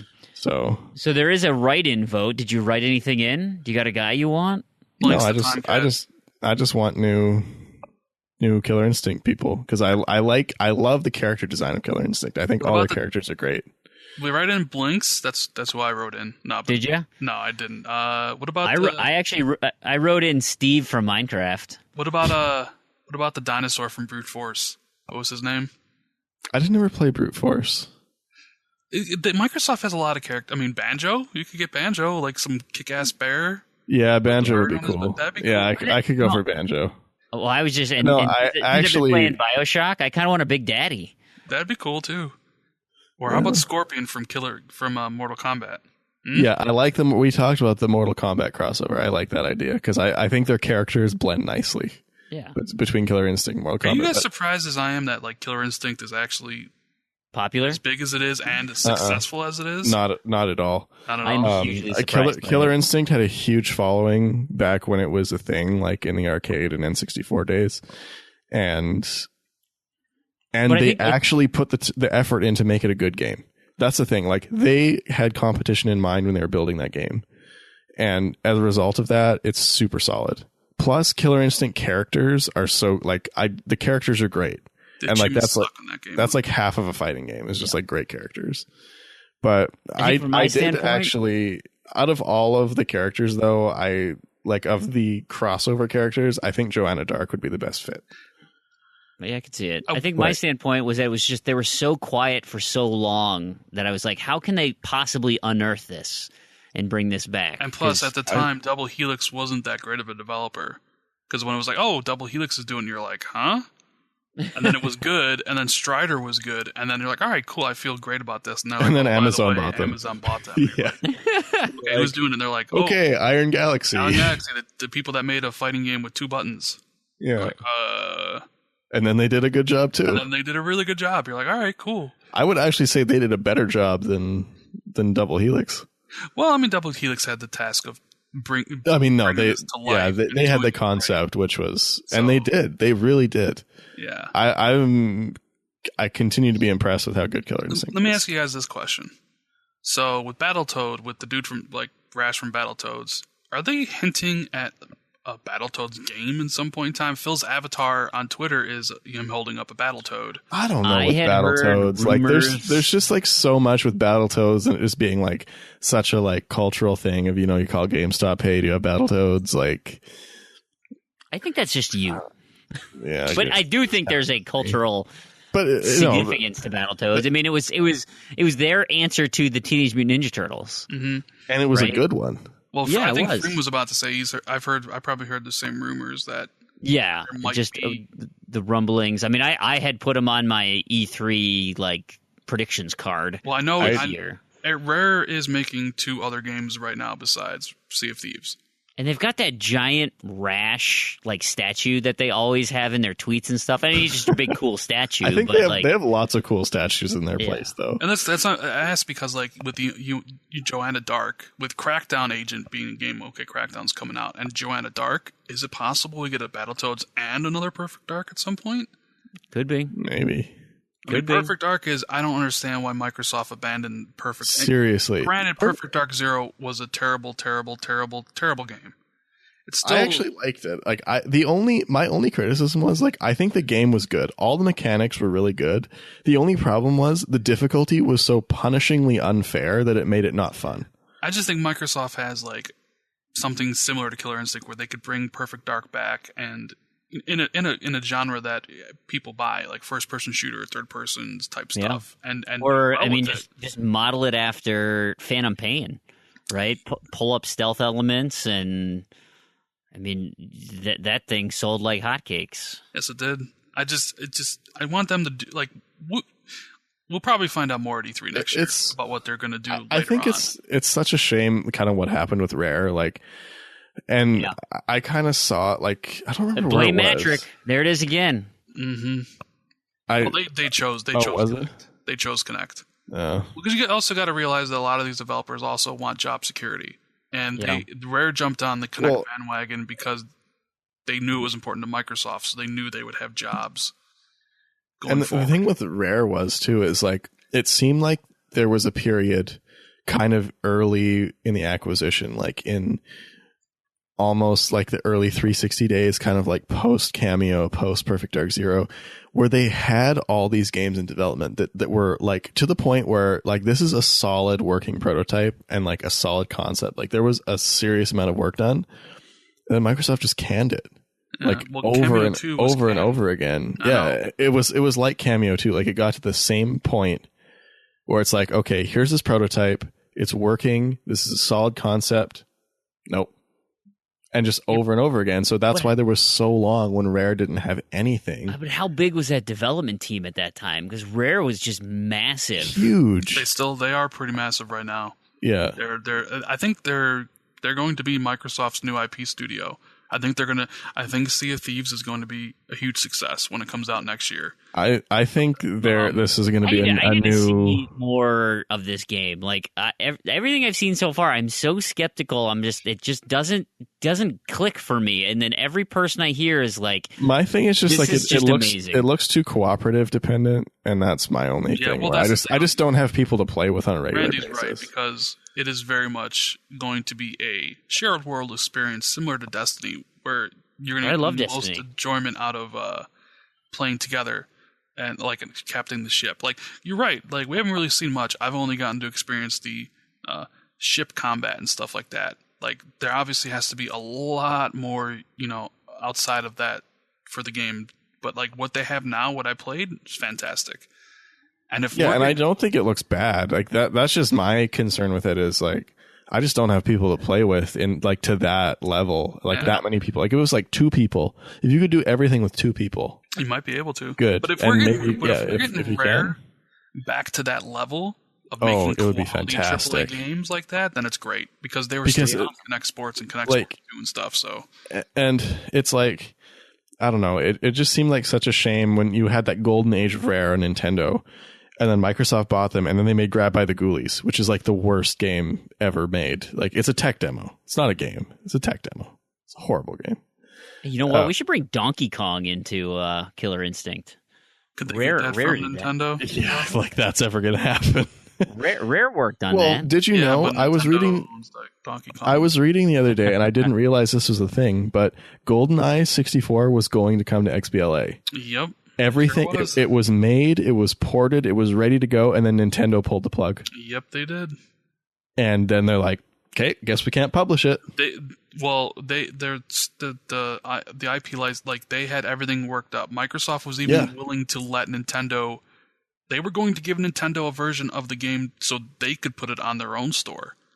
And it was all ready to go. I didn't know that. The game was done. Everything was ready to go. And at the last, because I knew Microsoft had the permission from Nintendo, and then Nintendo backtracked and pulled the plug. Activision because you needed the Bond License Holders Act permission as well. They had everything was lined up. That's they were amazing. Going to do it, and they were even going to give Nintendo a version of the game to sell. And Nintendo, for whatever reason, decided to say no. It's because Nintendo doesn't play nice with anybody. That's why I hate Nintendo. I hate Nintendo now. I really do. Like, they're such like buttholes about everything. Hey, but at least you got a Perfect Dark XBLA game out of it, you know? Yeah, then they put the GoldenEye maps in it. Yeah, so which is pretty much just as good anyway. So and it's like it's kind of funny to see like the best selling like Japanese Wii U game is like Minecraft. Because Wii U has even less games than the Vita. Yeah. Oh man. All right, so speaking of other games that, well, actually, I hear you may have come around a little bit. Destiny. There's some Destiny news because, of course, this week was Bungie Day on July 7th. So a couple of funny things that happened and one other story. Let's start with the funny things. Yahoo, I don't know if you guys saw this, but Yahoo took a screenshot from Destiny talking about a scientific article about Saturn. They were talking about the planet, the moon of Saturn Titan, and that it might be hospitable for life. And the image they used was a spaceship with the Dreadnought sitting in Titan or Saturn's orbit. Well, did you see what happened with the Firewatch art? Yes, with the Ford, right? The car dealership stole the Firewatch art and then just published it for like, I don't know. It wasn't the whole country, but it was like a region. So it was like the East Coast or something, or like Central U.S. Just went to everyone. Yeah. That's fantastic. The other cool thing that happened on Bungie Day, so this Brenton Whitwell, this is an article through Kotaku. He made a side-scrolling version of Destiny. It's like it has no story, right? It reminds me so much of Contra, but he took like all the sound design from the game, turned it MIDI of the Destiny soundtrack, and just let this thing play through. It is brilliant, and like if he could get the gun so you could do like a run and gun type, multi-angled shooting. Oh my god, I would love playing this game. It so reminds me of Contra. Maybe it looks Bungie great. will pick it up and give it out as a bonus or something. Sure, it probably has more story in that game than that Destiny proper, right? It's like one level you run through, you shoot a bunch of shanks and take down Sepix Prime. It's brilliant. Take a look at the link in the show notes. It's got the gameplay in there if you're interested. It's fantastic. But the real news is Destiny has unveiled their Moments of Triumph for year 2. This goes until September 20th, and if you're curious about what that means, you actually can. It's kind of your series of challenges to do for the year, right? Did you complete Kill Oryx? Did you collect all the calcified fragments, et cetera, et cetera? I am 5 legs of the 8 legs down. I did not. I've got 45 of the 50 fragments. Did not do the exotic sword quest and did not do the Crucible one. Yeah. I'm pretty terrible at Crucible. I'm the same as you. I didn't do the Crucible one, and I didn't do the Sword Quest. However, I do have all the calcified fragments. There you go. So if you're interested, you got till September 20th for that. What will that get you? Well, you'll get a bunch of in-game emblems and stuff, but you can also get yourself a shirt. Technically, you can buy the shirt. Destiny is selling a Moments of Triumph shirt for $777,000, $772. So that's 772.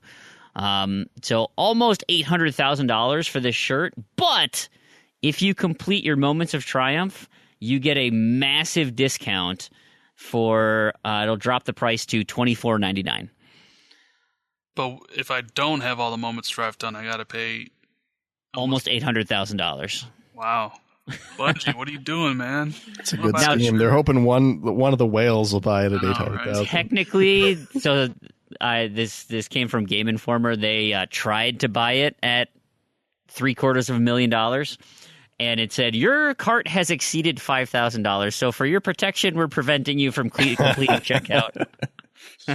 If you're trying to purchase the Moments of Triumph T-shirt, please follow the instructions located on the project code or page for your discount code. It's cool. My buddy bought the shirt. He's got like 5,000 hours on Destiny. He's the one who helps me out do stuff. I'll get on and be like, hey, let's do the raid. All right, cool. Like, all right, hey, we'll do Challenge of Elders, and that'll be it for me for the week. Yeah, I got to get back into it. I just need to finish off my Warlock and lock up the 360 version, and then I'm going to be on Rise of Iron, I'm sure. Yeah, I'm not quite max level yet, though. Because they're splitting the versions up, right?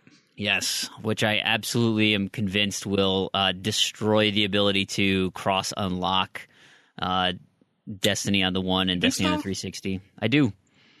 Like, even just, like, the base game stuff, like, even if... yeah, I think if you play anything past August whenever they split it, that you are going to you're going to have a separate save file that's not compatible with. Right, but I mean, there's no more content coming to the 360. It's just the stuff that's currently out. So I think so you can go up, right? If you did the 360 and went up to the One, I think you can import that way, but you can't. Yeah, I don't think you'll be able to go backwards. Who wants to play on the 360 anyways? I just want but if you primarily play on the One and then say finish all your achievements like 2 weeks after the split, you're not going to be able to load up the 360 version and get all the freebies. Bingo. Speaking of old 360 games, Rockstar went ahead and announced Red Dead Redemption for backwards compatibility and promptly broke the internet. The Reddit shut down. Everybody, I can't not see anything except Red Dead posts on Reddit right now. The Twitter freaked out. Amazon, I think, Crandy, you're debating this, but someone said about after 72 hours, the Game of the Year edition is up 30,000% in sales. Yeah, so the problem... It doesn't take much, right, when you're selling one copy every month. And the thing is, too, it's not that there's an error with the data, it's just the way Amazon tracks it. So I was reading an article about this today, and there was a correction saying it's not entirely based on like number of sales. Like it's just it's just the ranking position. Yeah, it's based on the position before and the new position. Yeah, so that's why it looks so high, but it wasn't really. But then again, it's obviously selling a lot of copies. Oh yeah, no, I mean it's gonna be it's like Black Ops 2 or Black Ops. When Black Ops went backwards compatible, Amazon sold out of Black Ops because 20 people wanted to buy it and they only had 20 of them. So it's like. Well, I wonder if these people realize that it's on sale on Xbox Live for $7.50, not like 20 something. Yeah, but you gotta be like me. Get that? Well, and all the DLC went free. Free. So they all thought, I got to get Game of the Year, so I can get Undead Nightmare. I can get that's all. Yeah, that's true. Well, the Game Undead of the Nightmare Year is not free, I don't think. No, Undead Nightmare is still $10. But you can get the Undead Nightmare disc at GameStop for like $5 or something. I've got like 4 of them. Yeah. So we do want to issue a public service announcement, though, and I had mentioned this back when I was doing the Achievement Hounds for Red Dead Redemption, all the server issues, right? There was the Apocalypse mod, which destroyed the multiplayer. They absolutely demolished the servers. It appears as though none of that has been fixed. It is remarkably difficult to get into games. It is just so challenging to get the multiplayer stuff set up. It's easy to get in games if you know how to do it. You have to go to a private match, then switch to a public match. But once you're in there, stuff doesn't work. But something you can do if you're lucky. So this works sometimes, and you can use this glitch to your advantage to level up very, very quickly. Is if you go to a hideout when you have a semi-glitched world. So glitchy enough that no new NPCs are spawning, but not glitchy enough that you can't start a hideout. So what happens is you start the hideout, you wait 20 seconds, it thinks all the enemies are dead because they never spawned, and then it ends. So you can just keep replaying it and getting that XP over and over and over and over again. Nice. And that you can also use that to get your points for your 50,000 points in a posse or whatever. Yeah. So I remember. Oh, go ahead. I was going to say that's how one of my friends did. We did it where we did the same hideout over and over and over and over and over and over again to get to max rank. Oh yeah, I did that too. Yeah. I got the 50,000 points. See, this was before the glitch. I got the 50,000 points by myself. But I remember that glitch because I had a buddy who just stood still and just ranked up, and I'm like, I'm so mad right now. I actually did mine legit, but what I had a problem with was when I was trying to do the most wanted, and I was shooting the Mexican army, but then it glitched and they stopped spawning, and so I couldn't Like, I couldn't get anyone to show up. I was trying to pot shot like the one random guy Yeah, who would populate. I was trying to help my friend with that a while back too, and that was the same issue that we ran into. Is like you maybe get like one guy to spawn, so you get enough. You get like $50 wanted. Well, nobody's chasing you at $50, right? And then like even when you get them to start spawning, then eventually it gets to the point where they just run out. There's no more of them. So yeah, it's pretty annoying. Just we'll finish up here with a couple of just quick announcements. The EA Access Vault, you are now able to play Need for Speed and Unravel, have joined the Vault, and Plants vs. Zombies Garden Warfare 2 will join at the end of August. So new titles there. That's pretty good. Yeah. Wonder when Battlefront's going to get in there. It's about Probably time, right before Battlefield, maybe? Yeah. Yeah, you're getting close. I don't know. I was going to say maybe with Duty. that one, because it's Star Wars, it might not get in there so quick. Maybe not. When Rogue One comes out? No, that's not till next year. Anyway, we talked about it already in the show, but so this might even be more of a public service versus an announcement, but We Happy Few by Compulsion Games is entering the game preview program on July 26th and will cost you $30. So it's not advice, but listen to the show and understand. Watch out for the lie engine. It's not BioShock. It's not BioShock. It's but if you like Ark or games like that, you probably will like this. There you have it. Finally, big news in the more free-to-play market. It is Evolve has moved to free-to-play. Now, this is PC. It's currently in beta on PC. It's active now, but we've been told that it will move to open or free-to-play on PS4 and Xbox once the PC beta is all settled, the dust is settled, and everybody's happy with it working. So, if you want to go out and buy copies of the game, you can, I don't know where the cutoff is, so make sure you take a peek before you do that. But you are entitled to like founders rewards and things, so in-game currency and whatnot. But they're moving to a free-to-play model where you can purchase all of the characters and things in-game with some type of monetization system internally. It's actually free. It's actually on sale right now in the Ultimate Game Sale. You better believe it is. You can probably find the disc for like less than $5. And the game should have been free to play from the start, in my opinion. Yeah, I think. That game is so bad, just terrible. That game. I didn't play it on my tag. I played it at my friend's house, but man, like, so unbalanced. The concept is really intriguing. The execution was. I really like the concept, but it's so unbalanced.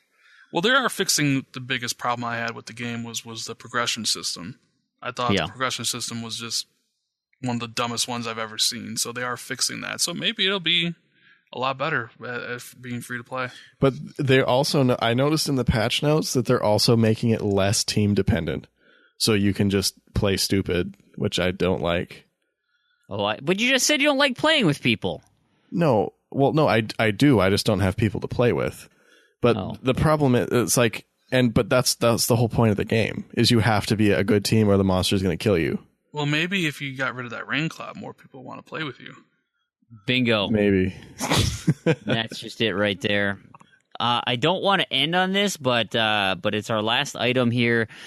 Xbox Fitness had an update to their retirement announcement. Of course, it's still nothing changed. It's still being retired. More rain cloud. There's a couple of things that you should take note. If you paid for content and are expecting a refund, it will be automatically sent to your account. You don't need to be harassing people trying to get your money back.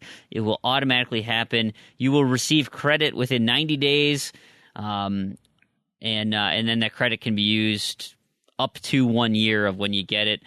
Most of it's going directly in your account, and you'll get a system message when it's sent to you. So it's coming if you're owed anything, and I don't know what you're going to end up getting. But here's the critical piece. As announced, beginning June 27th, 2016, right, so that's a couple weeks ago, you can no longer purchase programs or workouts. Xbox Fitness users who purchased workouts in the past will be able to play them until June 10th, 2017. So that has moved closer to us. You have lost about 2 weeks on that one.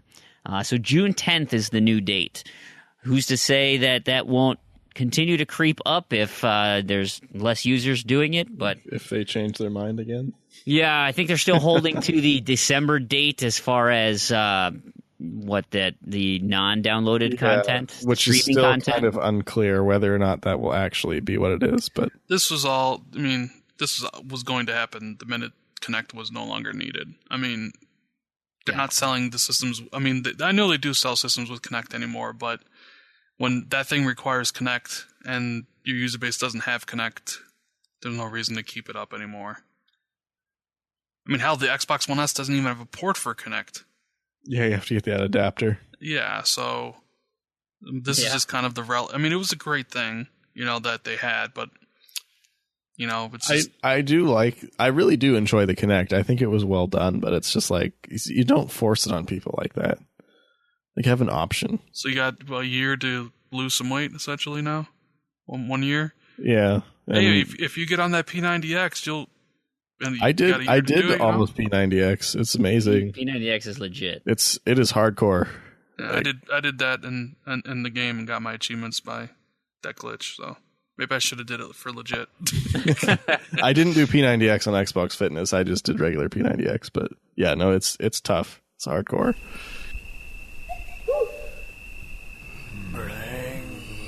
Shovelware Cemetery. We're on this week's Shovelware Cemetery. I'm here with Damien as usual, and we have this week 7 Days to Die and Ironcast that we're talking about. So 7 Days to Die was developed it was the Fun Pimps, right? Yes. And published by Telltale. Not really sure why it's published by Telltale, but I guess that's just them. I thought it was a visual novel at first. I don't know. Well, yeah, and the name kind of goes visual. Like, you could see that, okay, 7 Days to Die. It's a story about 7 days. No, it's more kind of like a Minecraft type game almost. It's like a Minecraft and a kind of hardcore survival game combined, which it turned out to actually be really fun. Yeah. Which is, like, honestly, this is something I probably never would have touched if we didn't get a code for it. But I didn't see this week. I'm going to be kind of leaning on Damien a lot because I'm moving and I haven't had much time to do much gaming. So I didn't get to play a ton, but the bit that I did play, I really, really enjoyed. Yeah. And just to kind of fill in. So where I think you played more of the multiplayer, I played in the survival mode. So yeah, I played multiplayer exclusively. We should also note this is a $30 game, just for our usual kind of price point base. So I played, it's the multiplayer I think is kind of the same as survival mode, except it's online and the worlds don't persist if the host leaves. So you can have people come and go in your world and use whatever resources and things that have been built in your world. But as soon as the host leaves, that world disappears. Your level disappears, your creations disappear, and the random, like I was playing on randomly generated worlds. You could set it up for kind of the campaign world, but I kind of like playing the random ones. I thought it was fun. Yeah, and on my I'm kind of the opposite. After having spent a lot of time actually playing Minecraft and not just loading achievement worlds, I definitely get into that, I can sit here and start chopping wood and I can start crafting. So while the idea of playing online in a multiplayer environment it's nice that you have the option. That's not, I've always had that more Minecraft mentality of I want to build stuff, I want to go exploring. A lot of times in Minecraft will even set it to peaceful so I can focus on building and resources and go turn on enemies if I happen to, I need something. I really wish that the online worlds did persist. Because and if I was playing this kind of long term, like I was just playing this on a dummy account because the achievements are pretty intimidating. Definitely doable, but just not something I want to take on right now. But it would have been, I would have been a lot more willing to kind of commit more time into the multiplayer if you could save your world and just load it up and have people join you whenever you felt like. Or if it was a public world that was always there that I could go back to and anyone could play around in. But because it disappeared and all your levels disappeared as soon as you were done playing, it was kind of disappointing that you couldn't go back to it or save it in any way, at least that I could find. Yeah, and kind of with... Can you save in survival? Yes, and you can also...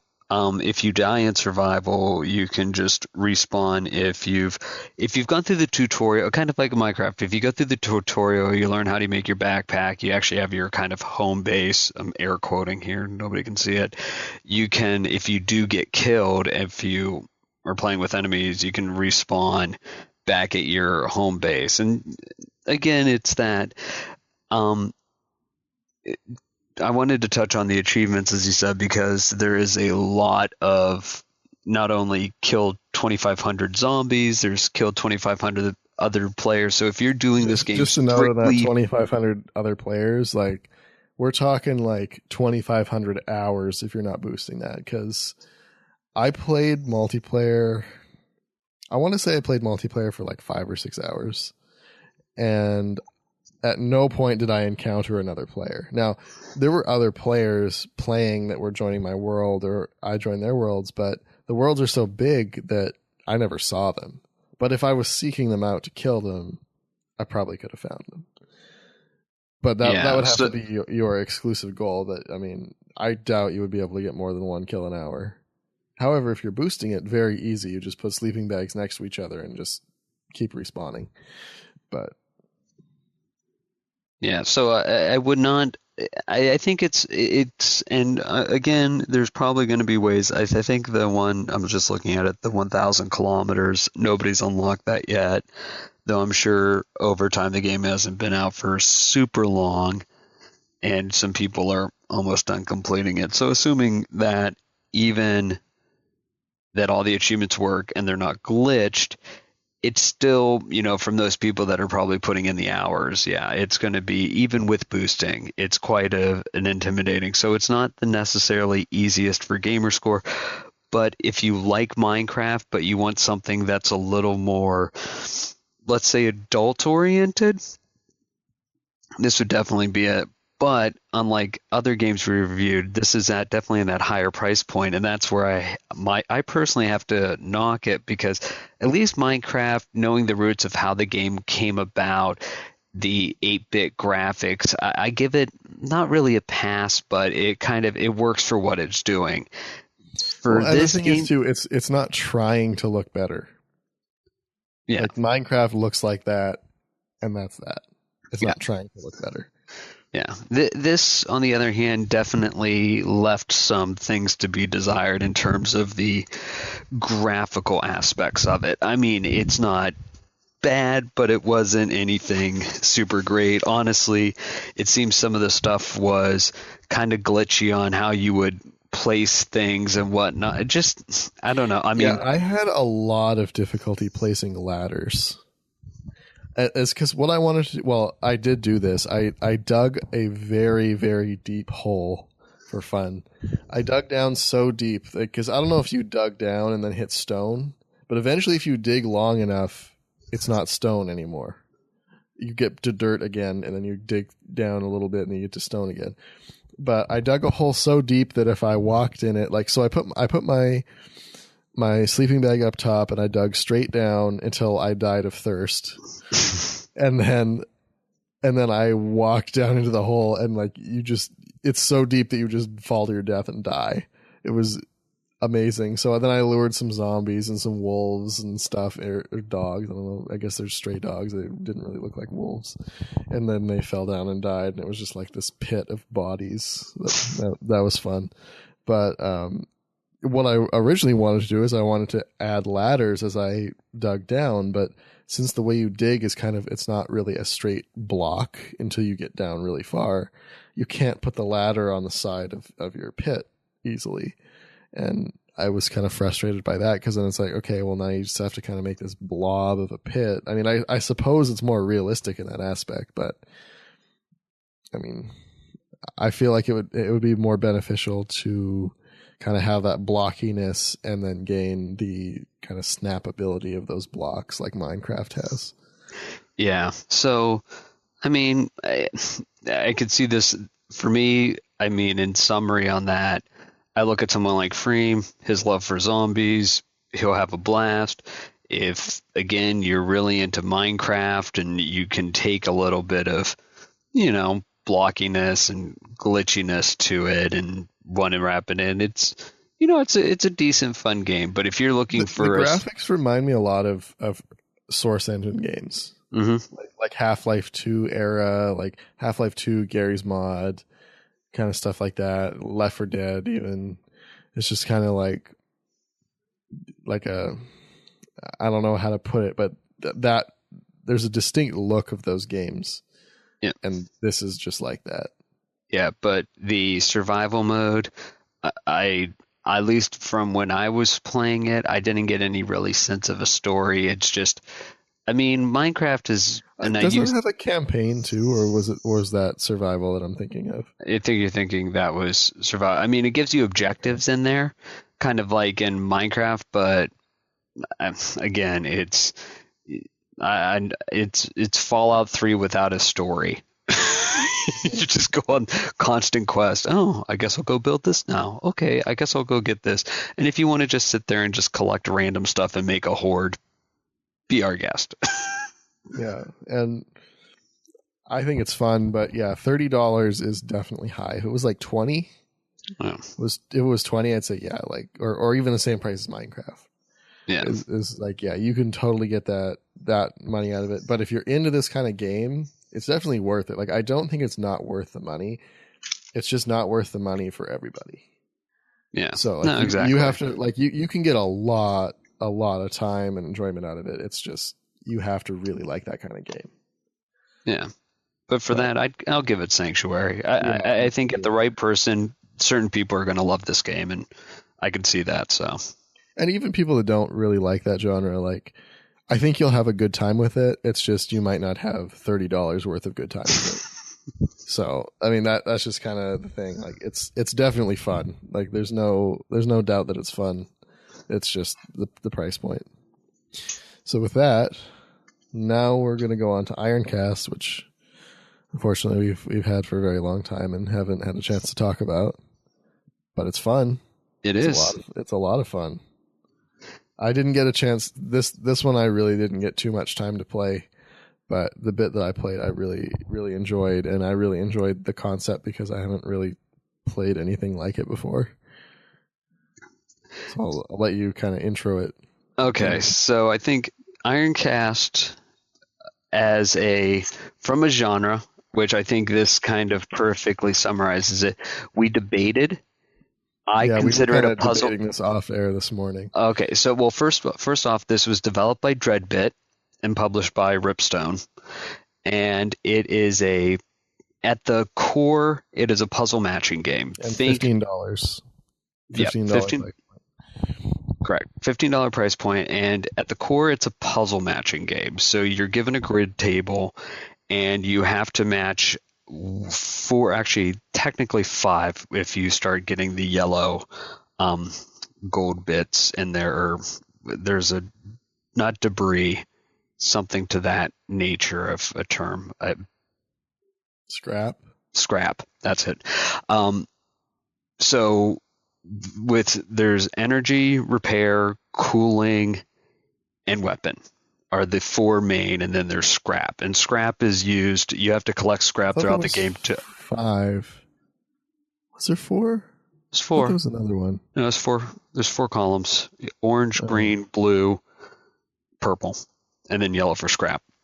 Oh, okay. So you basically match. So unlike Bejeweled, where you have to get 3 in a row and you can get 4, this is you have to kind of make a trail. You have to at least connect. I think you just have to connect 2. And you can connect diagonally too, which is uncommon. Yeah, so there's definitely achievements out there for connecting. I popped one today for connecting, I think 20 some plus. Yeah, match of 20. You can make big combos. Yeah.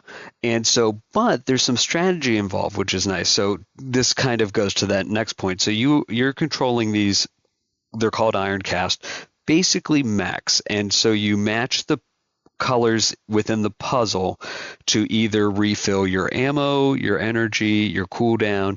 You basically have these 4 things that you have to manage, and your weapon is used to attack another Iron Cast. So you're given 3 turns, or 3 matching turns, and then it's the other quote-unquote AI's turn.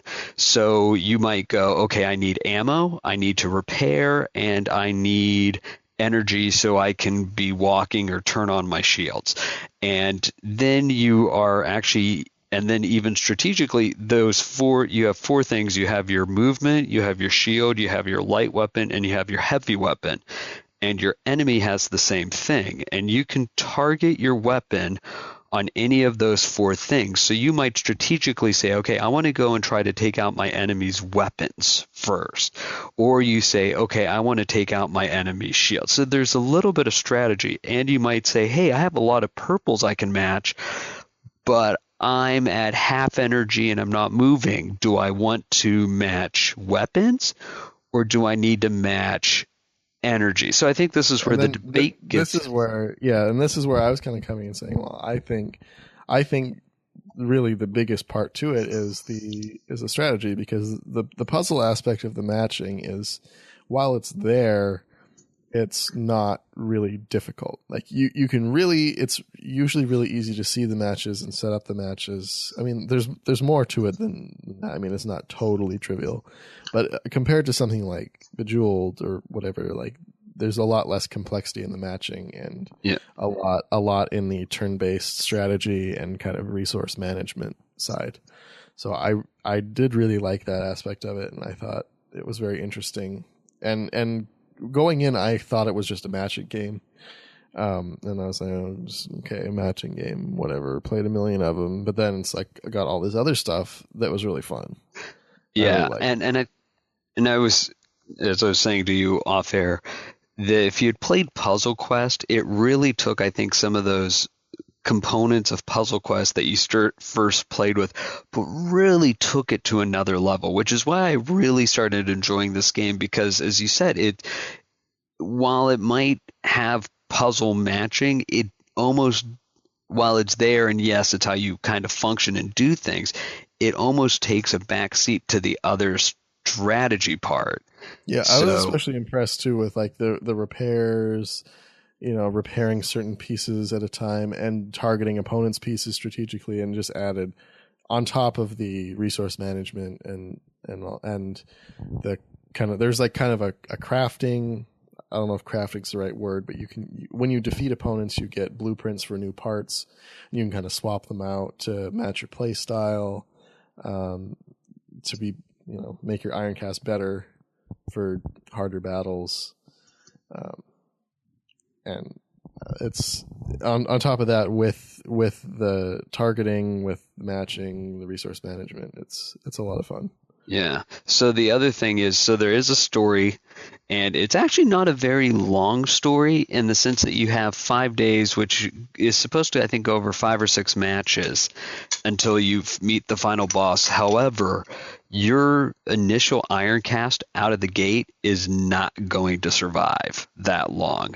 So you get these commendation medals as you're playing the game, and as you get better at it, you get those commendation medals more quickly, and those commendation medals can be used at the store at the beginning before you launch your campaign to unlock other Iron Casts, to start doing not primps, which isn't even a word, buffs and those types of things. So there's actually a whole lot of replay in this. You're going to actually be playing a lot of puzzles and all that to build up these Iron Casts so you can go further and further into the campaign.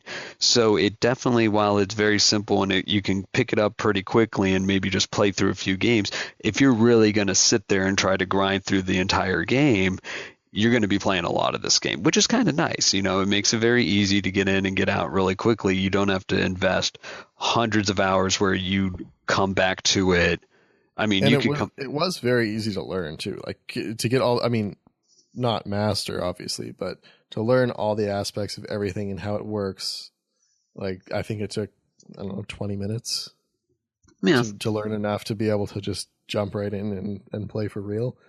And I mean, you could spend a lot of time on the customization and all that too.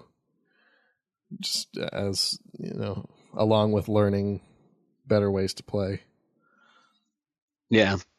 No, so I mean, for a $15 price point, I think this again are those types of games where this is one of the nice things with the ID and all of that, where you really are seeing these games that you would normally never have given a time of day because it's not a huge AAA blockbuster title or it's some garbage like Barbie's Puppy Rescue, but it's Barbie, so it sees the light of day. You get games like this that come out that are, you know, yeah, it's not a $60 AAA title, but it's doing something that hasn't been done before, and it's bringing it onto a platform where it can see a larger audience. So yeah, and yeah, $15 I think is just right. I think that's the perfect price point for what it is. Mm-hmm. And yeah, I definitely recommend it. Agreed.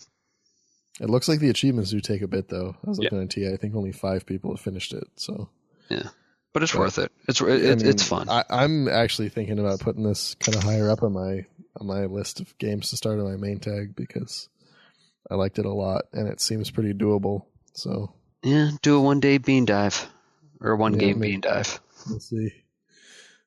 All right, so I think Sanctuary on that one. Yeah, for sure.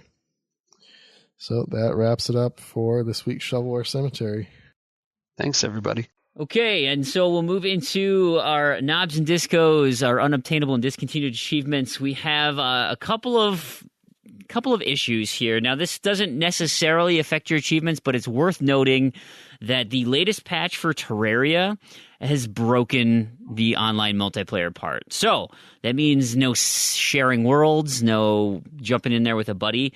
There's actually a quote by 505 that says, "Players should avoid trying to use that game mode for now.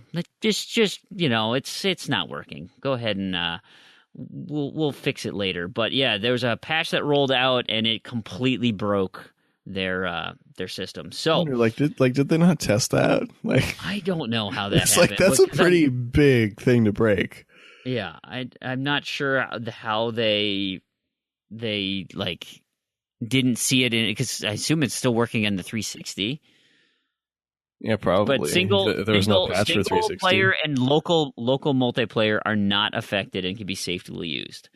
But so they're trying to fix it. We don't have an ETA, but that's just kind of as a heads up. You should be aware of it. To be fair with Terraria, they have been very good with patching it. Like they patched the Windows Phone version like a few weeks ago, which is amazing. Like that they were even able to get that patch released. Yeah, like I think it was a few weeks ago. Yeah, but recently, like the fact that they've done anything to that Windows Phone version is amazing. Right. And then our next piece here is Spectra, the game, the track racing game. It was delisted back in the day. It is now back onto the Xbox store, so you can go purchase it. It's $7.50 right now. This was so Gateway Interactive. I thought this was related to some bankruptcy issues. That is why it got pulled, but that I might be misremembering that. But it's back, so if you missed your opportunity to go get it, you have a chance. I guess we can kind of throw Red Dead in here too, because some lobbies you're not going to be able to get some achievements. So that's true. It's going to make the online much more difficult for the most part. Ultimately, more difficult, but still obtainable. And, definitely still obtainable. Yeah, it just takes a little bit of time. And, of course, backwards compatibility, Red Dead. You guys heard about it. If you missed it, it's there. Go play it. That game is awesome, but there's some issues. Finally, we'll wrap things up with the Zombie News Corner, and this is brilliant. And I've just been watching it a little bit here. There is It's a 4-star offensive tackle. Kylian Herbert is announcing which school he's going to play for. This is his commitment thing, and he made a well-produced Walking Dead video where the zombies that are chasing him in the woods, I mean, he's covered in blood and he's running through the woods. Like, it looks like the Walking Dead TV show. The zombies that are chasing him all are wearing different shirts of the colleges that are in the running. And so I just got to watch Rutgers come and sneak up on him.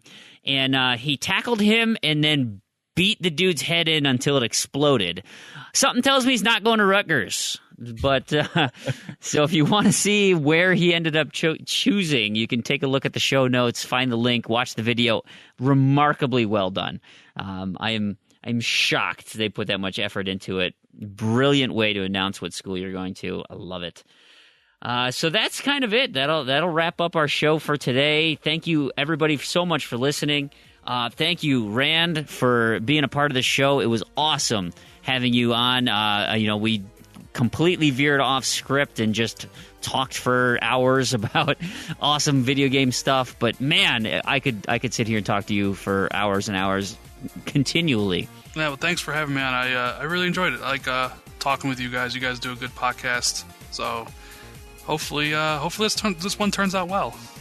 And people like it. We'll see. I think Darren will polish it up real nice, and hopefully people enjoy it. I apologize for veering the conversation off course. No, we do that all the time. I think it was all warranted and a good listen. But you'll have to let us know, everyone out there. So if you listened to it and liked it, boy, we would love if you could do a rating on your favorite podcast app. That would be really great. If you didn't like it, then send us an email at contact@Z2Z. Let us know how we can make things better. Of course, you can also get us on Twitter at Z2Z, ZEDTOZED. And then we've got that website, Z2Z.com. That's where you can get all those show notes. You can find out where that kid actually ended up choosing to make his commitment for school. Wanted to give a quick shout out to all of the people who helped me make this show today, and Achievement Hunting Reality. This week we got help from TrueAchievements.com. Like every week, they have been so supportive, and boy, where would we go to get all our information without them? Eurogamer, Rockstar, Double Helix, Game Informer, Paul Thurrott. That was a great piece that you wrote on the Xbox exclusives. You should take a look at that. Bungie for all their Bungie Day activities. Kotaku was in there today. TXR for letting us borrow Rand for a day. We appreciate all that. And of course, we cannot forget about